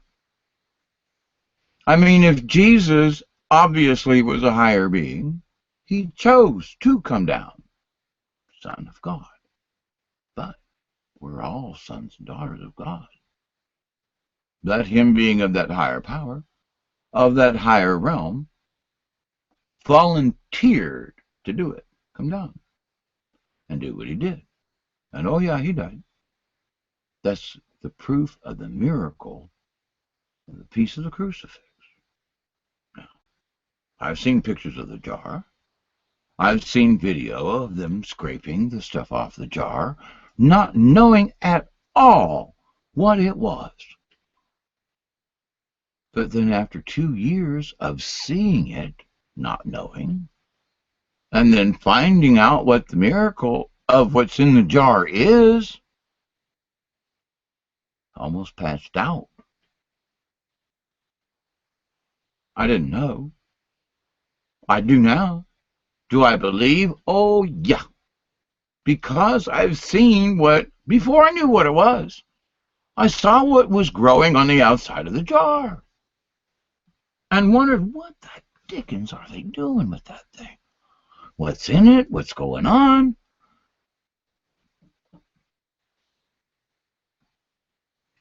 A piece of the crucifix with Jesus' blood, sweat, tears being kept by special families who have protected it all along, who now say, guess who's back on earth? The same people who are holding the piece of the cross are saying, guess who's back on earth? Now, I've told you my stories of angels and ghosts, if you will, that woke me up from fires, and the chats with my white dove driving back and forth to work about Native Americans and how important it is, and shamans coming and speaking to me and saying they had me in their dreams. This is all hogwash, right? Right? Isn't it? I'm talking now to no one, to a dot on the screen. Why? Because I was told to bring you the word, the true word, to explain to you, not to, if you know the difference, if you know that a madman wrote the King James Version Bible, then why in God's name, really, would you read it any longer at all? Or ask anyone else to read it at all? If you knew who King James was. Really? Well, it's a Bible. We should read it because it's King James. And the other one's Catholic Bible. We can't read it. Well, he hated the Catholics. That's why he wrote a new one. Doesn't mean it was a wrong one.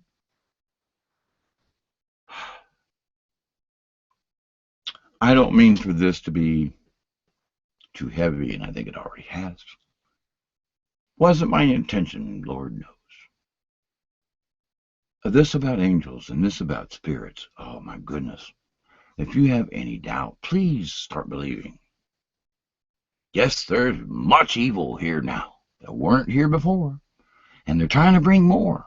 But guess who is back on earth?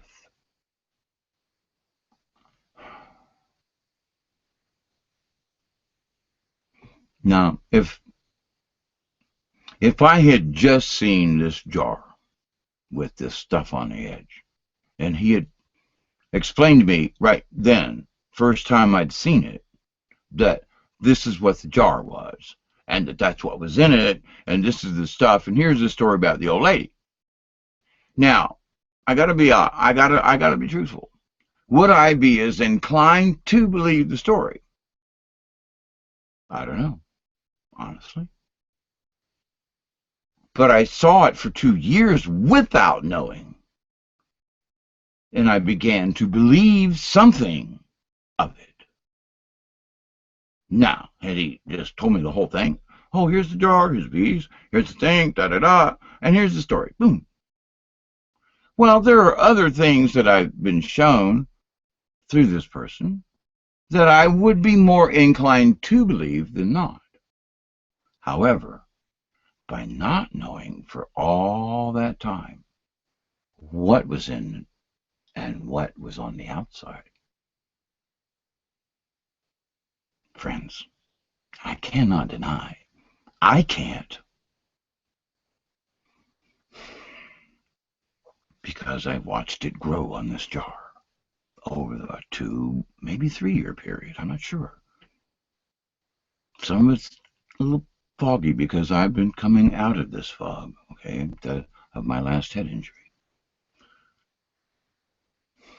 I know that Jesus is real, and I have been shown enough material for me to believe that he is back on earth now. I want you to believe that it's possible. Nothing more. You don't have to believe in it.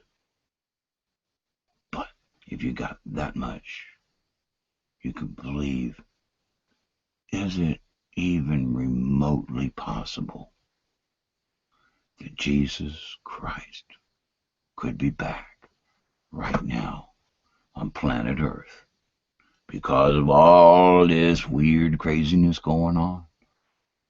Looking to the sky, the sun setting in the wrong place, the moon coming up wrong, going down wrong. Me down here seeing stars that I've never seen from down here before because the earth has moved. Is it so hard to believe that these things in the sky and in the heavens are and have come true and are happening as we speak right now? Earth is wobbling.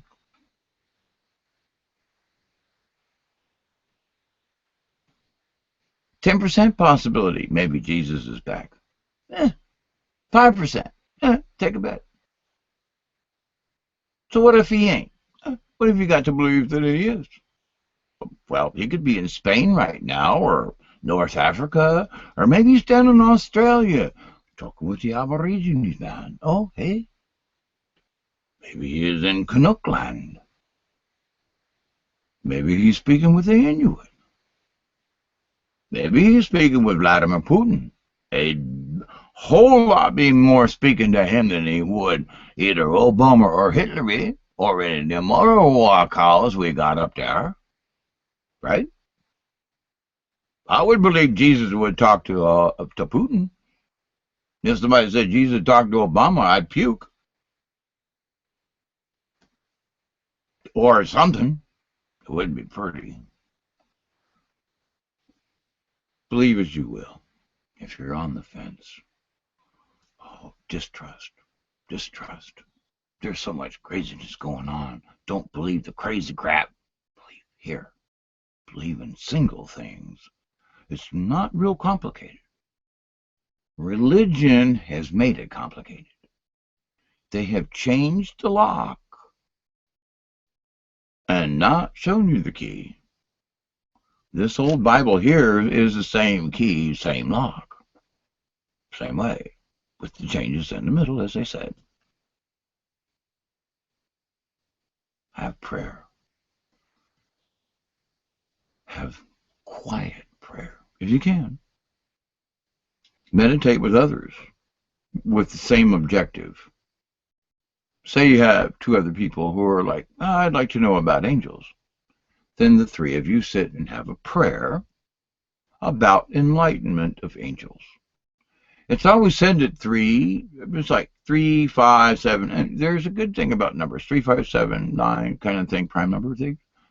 Anyway, but 3, if 3 people get together and they have a prayer like the Trinity, 3 of you get together and have a prayer.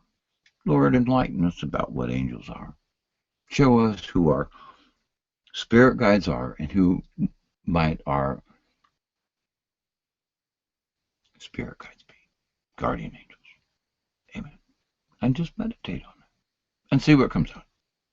You never know. And if nothing else, 3 people got together and had a nice prayer. Okay. So, stay away from the bad guys.